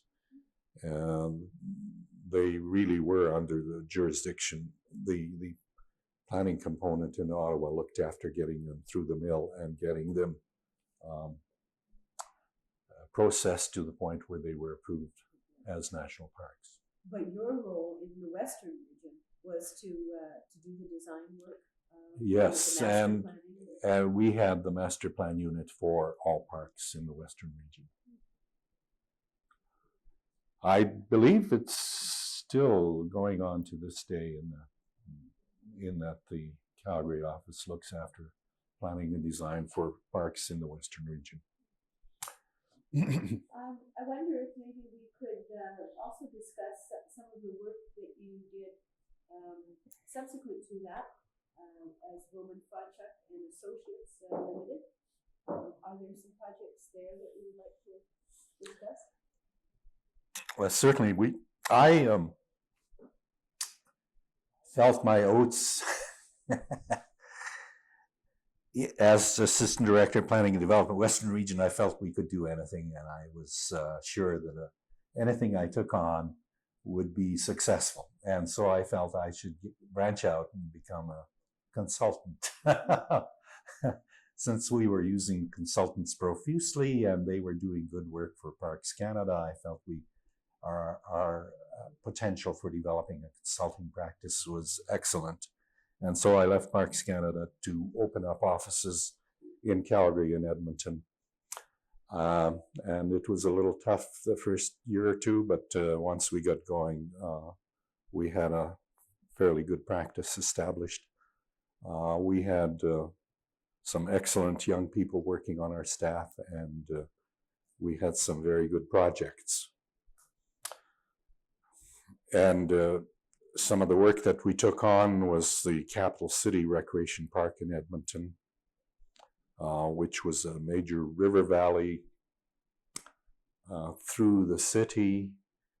And we looked after the total river valley from the legislative buildings to all the way to the outskirts of Edmonton on the eastern side in Strathcona County. So we had 22 miles of riverbank to work with. Edmonton had some very good people on the city council. Al Savage was the chief commissioner, and he was in favor of what we were doing. The mayor of Edmonton, Mayor Harlech, was an excellent mayor, and we were able to push through such things as the acquisition of private river lots along the river, to allow for a continuous belt of parkland on both sides of the North Saskatchewan River. Was that the basis of your design, was to have the continuous belt of parkland? Was that the design philosophy? What we were trying to do was create a series of loops. And so 4 pedestrian bikeway bridges were added to the scheme, crossing the North Saskatchewan River, which allowed for a series of loops where people could take short jaunts or larger jaunts, depending on how they felt that day. So you could go all the way for 11 miles on one side and come back on the other side on 11 miles of bikeway or footpath. There were hiking trails that were separate from the bikeway. We had a series of loops across these new pedestrian bridges. And these were strictly pedestrian. There was no auto use. We eliminated any car and truck roads within the valley, and the entire valley, which is quite a wide valley on the North Saskatchewan River in Edmonton, to a system that I would say is complementary to the total city pattern. Along this system, we had important nodes, interesting things happening, and they were different in different parts of the park system, such as an archaeological dig at one end of the park in Strathcona Science Park at one end, to things like overlooks and picnic shelters at various parts where the public could get to and into the park and use the park facilities. We also had interconnecting nodes into the city pattern. And some of these were plans and designs were prepared by other landscape architectural firms, so that although we laid out the pattern, there were many other park components that were looked after by firms like, note that, such as Don Barron and Associates of Edmonton, Gary Heine of Johnson, Sestrunk, and Weinstein, and others who participated in developing components that tied in with the total system. So we had a fairly comprehensive look at the city of Edmonton and its river tributaries that ran into the North Saskatchewan, and the provision of park spaces along those, tying in with the total system. Did you run across, what kinds of problems did you run across in trying to develop something like that as a complete package? There must have been. Well, we had many complex problems to solve. Some of these had to do with people that were farming on public lands adjacent to their lots. And they were very adamant that they weren't going to lose this land. And so there were gardens and things that had to be done away with, which were on public parklands. Also, there were people who had retained ownership of river lots, which ran right down to the river. This is the old system of land subdivision, long river lots. And they weren't prepared to give up the lower portion of their lands, which were within the park valley. So we had to go through a long drawn-out process of land acquisition through the city planning department. But the city was very cooperative in seeing that this was done.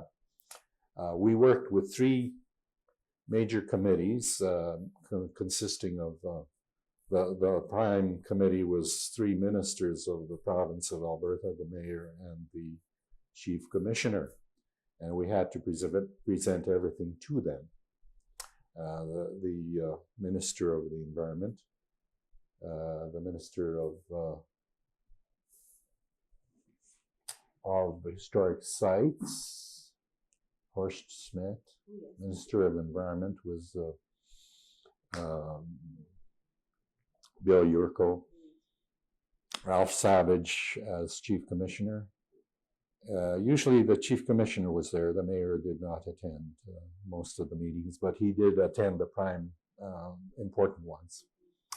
And then we had 3 committees made up of officials of both the city and the Alberta Department of Environment, who was the main promoter of the project.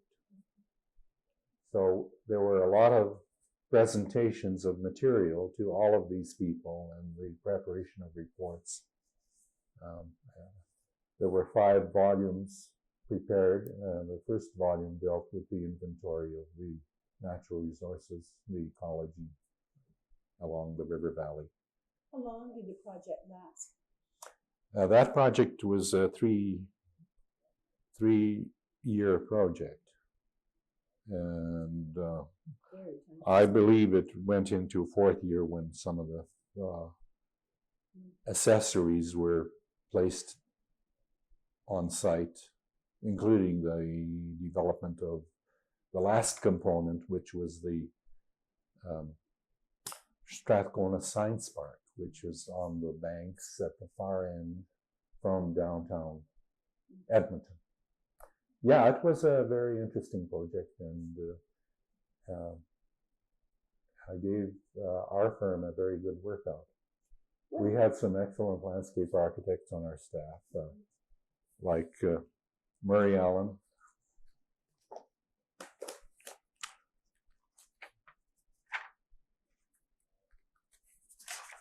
Murray Allen is an excellent designer and park planner. A very quiet person, but his work is just excellent. He was very good. He is now with the City of Edmonton as Chief Park Planner. What do you think were some of the design concepts that you had there that might have had some impact on other designs that have been created since? Well, I think at that time the government was looking at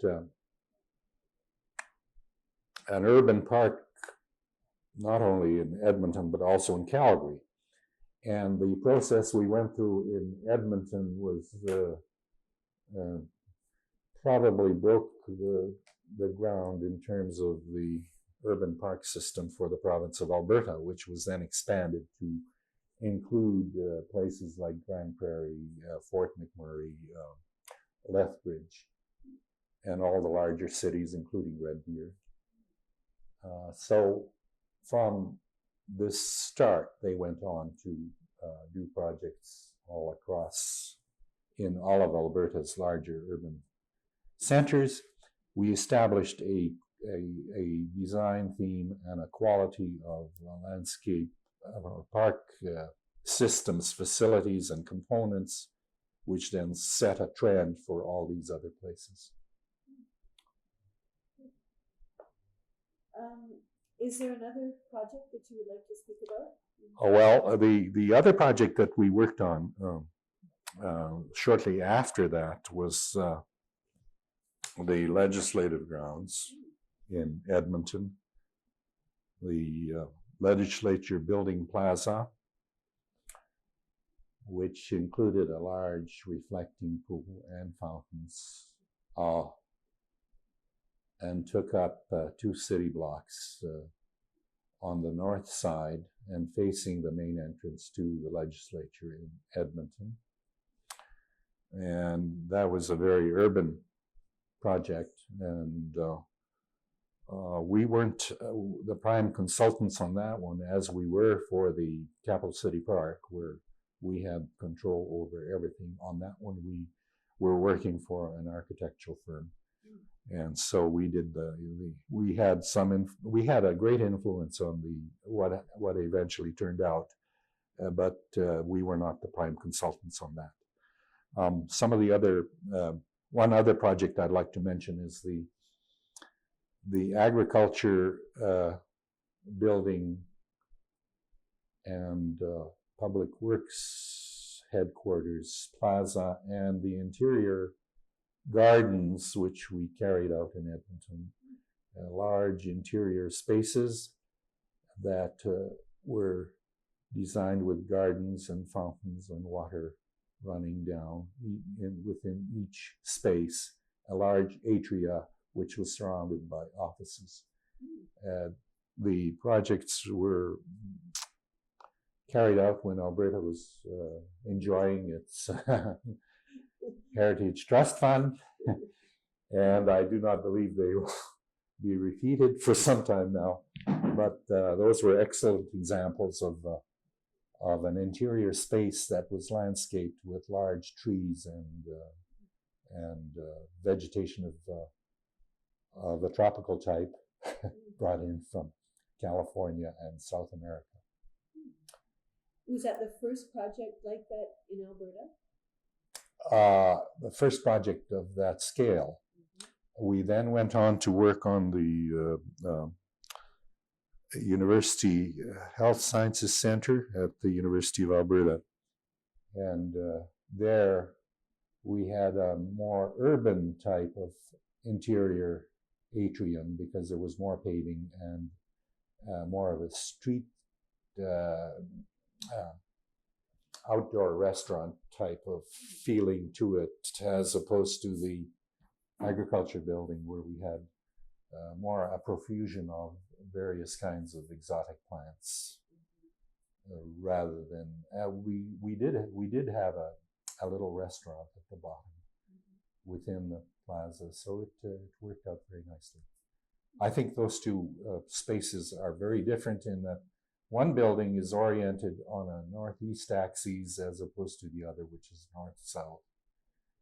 And the east-west axis enjoys quite a bit of hot, dry sun on the north side of the building, whereas the other one is more regulated and more the sun's effects on that interior space are more even. So it turned out to be a more lush space as opposed to the other, which we should have designed more of a desert landscape. You should have known that. You spent time at Berkeley, I recall. California Well, design. Lord Stanford didn't do a good job on you.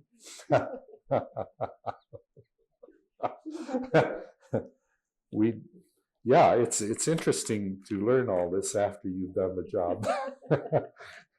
At least you knew. But over time, the plants will survive that can take that ecology, and the others will be replaced by suitable types. So And there'll be a change, and even now you can notice the difference. The interior space in the Walter Mackenzie Health Sciences Center is very interesting in that we brought large fig trees from California, and we had to prepare them for about a year before they could be brought up and placed in those buildings. And they were placed under shade cloth to acclimatize them to what they were going into, which was our northern climate. We also had to place a lot of proper lighting above all these trees. These trees were trees you could walk under, and they had at least a 6-inch caliper. They were large trees, large street trees, which were placed within a street scene within the hospital complex. So the patients could go into these spaces and enjoy as if they were. It made them feel that they weren't in a hospital setting. And how have the trees survived? How have the fig trees done? The trees have done very well. They're right up into the ceiling, and these buildings have a 5-story or 6-story space within them. They were done by the architect who did the Eaton complex in Toronto.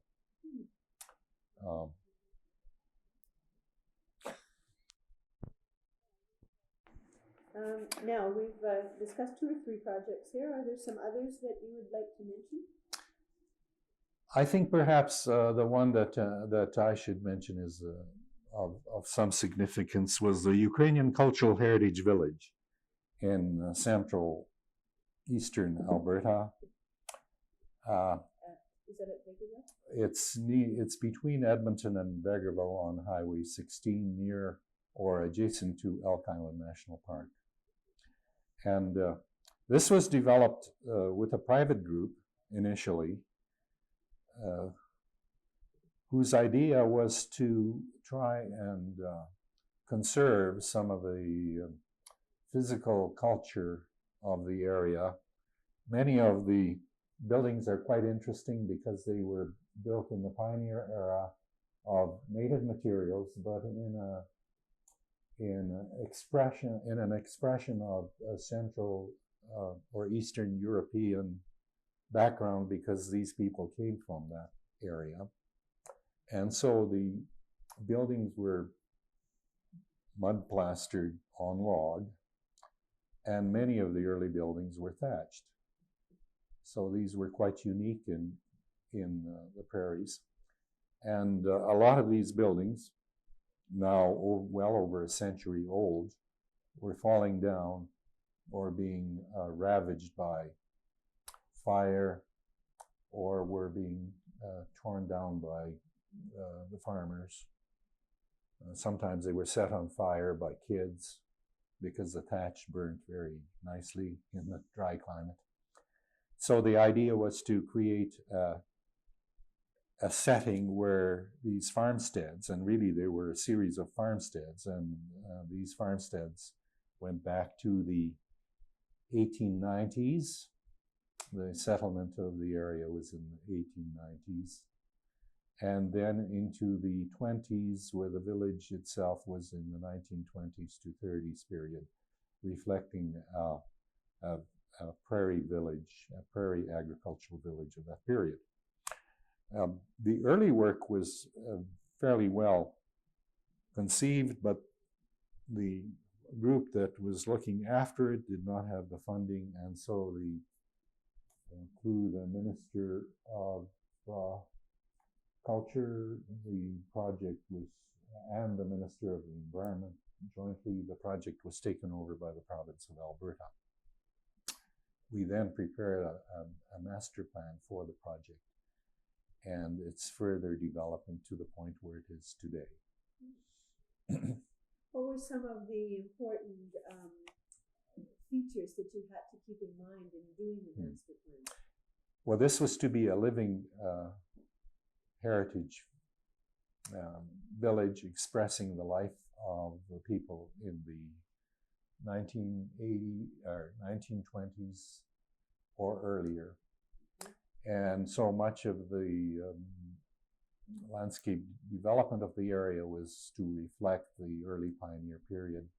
And so we had gravel and dirt roads.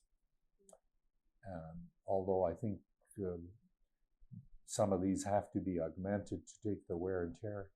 But we kept the modern facilities and the museum portion of this village outside the historic portion of this area. I might say that since that time, in the last year or so, there has developed what is an eco park, an idea that rather than bringing these components, these historic components, to the village site, that they would stay in situ wherever they happen to be in the region. And the province has, I believe they have given agreement to development of an eco park for the settlement area from Bruderheim east to Murnum, including Smoky Lake and Vegreville areas. A large eco-park system where historic or pioneer effects and buildings could be maintained in situ where they happen. And little old churches, wooden churches with cupolas and thatched buildings, or buildings that had been originally thatched, could be restored and maintained where they are, where they happen to be. How would that impact the visitor attendance? Well, this was very good for the region in that it would bring tourists to all of the little villages and towns in the region rather than just having them stay in one place.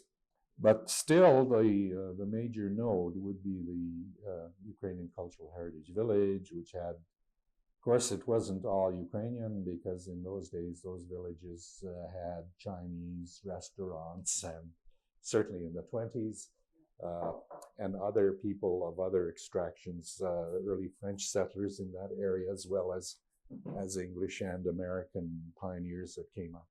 So it was an intermixed type of village, and we stated that in our master plan. But then the group that had originally initiated the project insisted that the name Ukrainian Cultural Heritage Village be retained. Well, and you need to have some kind of a focus, and that is the predominant focus, but then the rest fills up. Yes, because it reflected the settlement history of the Ukrainian bloc, which took place in the black soil zone, or the parkland area of Alberta,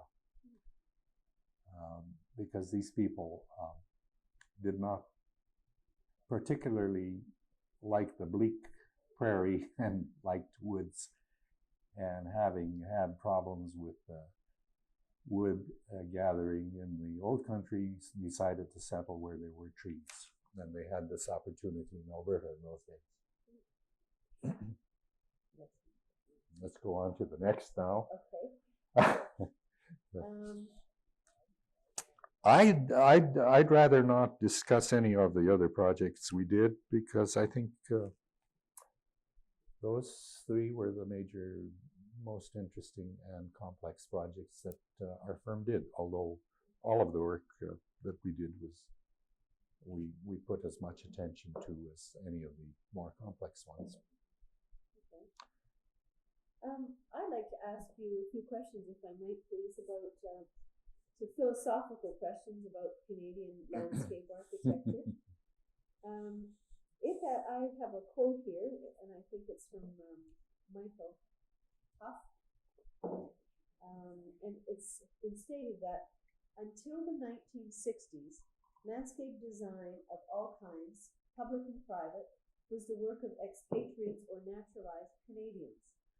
The preoccupation with horticulture for its own sake, the gardenesque leanings of the period, and an absence of schools of design mitigated against the development of an indigenous design philosophy. The establishment of professional schools of landscape architecture from the 1960s onwards has now provided the setting for the philosophy to evolve. What do you think of that? I think he's quite right. Certainly, all the early landscape design, if you can call it that, done in Western Canada was a reflection of the Eastern and European, British and French approaches to landscape design, the use of lawn grasses, and a lot of these garden-esque type of designs were suitable for a climate that was far more moist, with a much higher rainfall. Here we have a very arid zone. We have a semi-arid zone in Western Canada, and it extends all the way to the outer mountains of British Columbia. The interior of BC is very dry. There are certain parts of British Columbia, Alberta, and Saskatchewan that you could consider to be desert-like. As a matter of fact, we have some very major sand dunes in western Saskatchewan and eastern Alberta, very much a desert. We are in a semi-arid zone. Some of the years we have droughts with very little rainfall. I think our landscape architects in the West have picked up on that and are beginning to design for these conditions. So we are designing what you might say xeriscape type of landscapes where no additional watering would necessarily be required. We are using natural native plants plants that can put up with the conditions, which are very hardy, not only from a standpoint of aridity, but also very hardy from the standpoint of pests and diseases, because they can withstand all the natural pests and diseases that occur in this region. And I believe that that has had an impact on how we design certainly in Western Canada.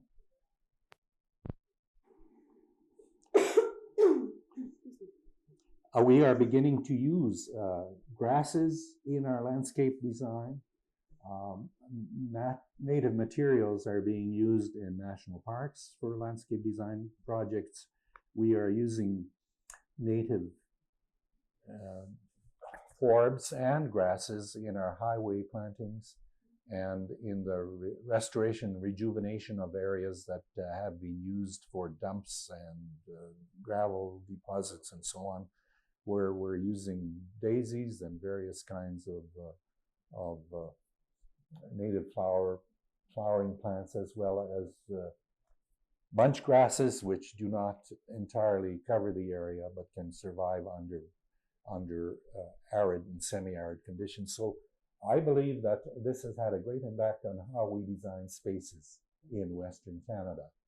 And I say Western Canada because the semi-arid to arid zone, and the largest portion of it is, of course, in southern Alberta and southern Saskatchewan, but it also extends well into the interior of British Columbia. The intermountain valleys are semi-desert.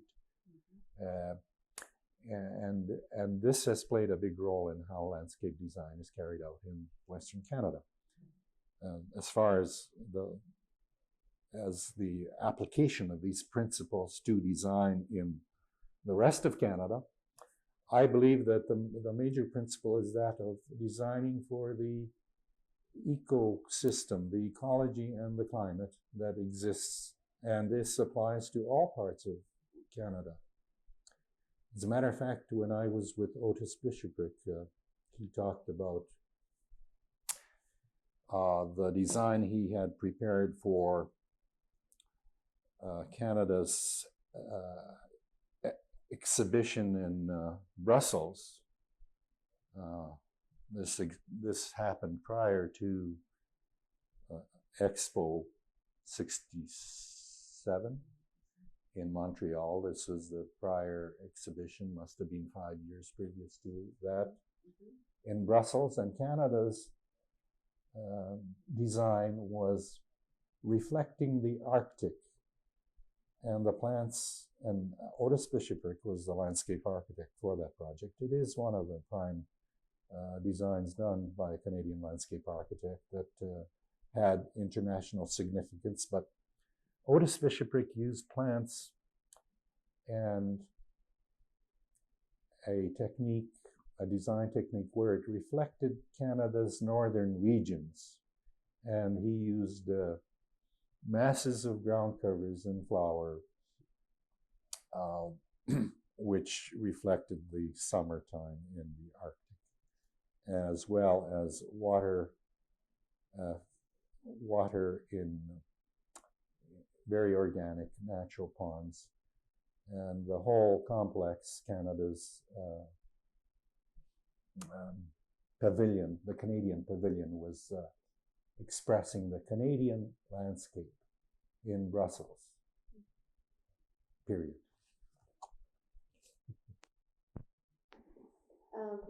I think that what you're saying here, this design, this particular concept by Mr. Bishopric, that he would take a regional concept of Canada and make that be the design for Canada, I think is very interesting. And that may or may not be what Canada is. But I'm a little confused, and I'm a little interested in the whole idea of what is Canadian landscape architecture. Do you care to discuss that? Canadian landscape architecture, of course, is not any different than landscape architecture anywhere else, with the exception that it should be designed for the environment and ecosystems and the climate of the particular site or situation that is being designed or planned. And it's the use of materials that are local and indigenous to the area, including the plants. And it's very important that landscape architects continue to maintain a very good knowledge of ecology, of plant materials, and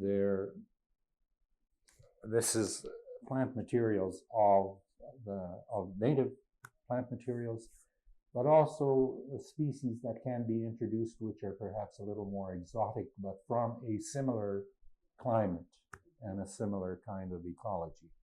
So if we're dealing with a semi-arid zone, then we should be looking at semi-arid zones for plants from other places which can be introduced and used in that area.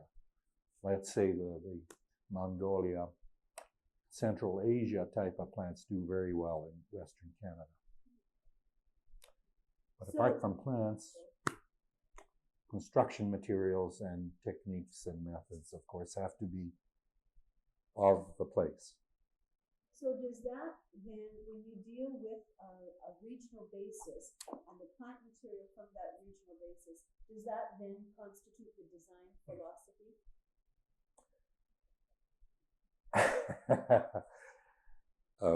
You really need a philosopher to answer your all questions. Architects are philosophers. I mean, don't you spend a lot of time thinking?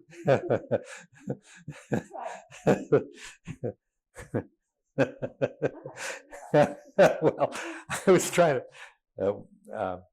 Let's have that question again. Question again is, so you can have a few more minutes. Yeah. Is, do you think that the regionalism, taking the regions into consideration and the plant materials in that region, does that constitute a design philosophy? Not necessarily, because we are also working with man, and man is universal across the board. And man's requirements are, I would take it, universal, except that there are certain cultural differences between peoples, and some people like smaller spaces and can accommodate themselves in different kind of situations than others. But the Canadian, I would say the Canadian culture is, of course, for vast spaces and grand open, grand landscapes. And perhaps we have expressed this in some of the landscape design that has been done across Canada. We have, certainly we have some of the largest urban park systems in the world. This is expressive of the Canadian approach to landscape, to setting aside landscape areas and to designing and planning landscape areas in complete feeling, in complete feeling as to how they feel about themselves and their country and their culture. Do you think it's possible for someone like yourself, who has been very much enriched by the environment of Alberta, to be able to design equally as well in, say, Nova Scotia? Yeah, I don't see that much difference in terms of Canada from one end, from the Pacific to the Atlantic. As a matter of fact, a lot of the work that I personally have worked on are projects in Nova Scotia and Newfoundland and across the country to Fort Rod Hill in BC and Pacific Rim National Park. So really, it's not a matter of the approach. The principles would apply wherever you work. It all depends on the particular environment and ecosystems that you are dealing with. And if you're dealing with a high rainfall area like the coast of Vancouver Island, you would apply the same design principles, but in the context of the ecosystem that you're working with. So just to play devil's advocate for one more moment, is there any need for Canadian schools of landscape architecture? Could everyone not be trained somewhere else and still work here? What do Canadian schools do, or what could they do that would be particularly Canadian? Well, without question, they would train the landscape architects in the context of their own country, in the context of the ecosystems of their country, and their ability to work within, to get the experience of working with plant materials and working within ecosystems such as from the Arctic to the Pacific to the Atlantic, which gives them a very wide scope. And you can have regional schools of landscape design, which would then perhaps have expertise in a particular area that lies within their region or within their province. So that UBC Vancouver would probably have far more expertise in dealing with the ecosystems of the rainforest as opposed to a school in Guelph or one in Halifax in the Nova Scotia, where you would deal with the Atlantic kind of ecosystems. All of them, of course, should be well versed in the northern ecosystems, the plants of across Canada, and the conditions that apply. And they should be designing accordingly, and they should not be bringing in humid swards of grass that require a lot of irrigation into a semi-arid zone where you should be dealing with bunch grass type of plants with very little lawn, but primarily having a sward of forbs and grasses together. Seems that our highways are being farmed for the hay that exists on either side of the road, where we should be using natural prairie type of plants, flowering plants, and not making bales of hay along our highways. Thank you. Thanks very much for taking the time to talk.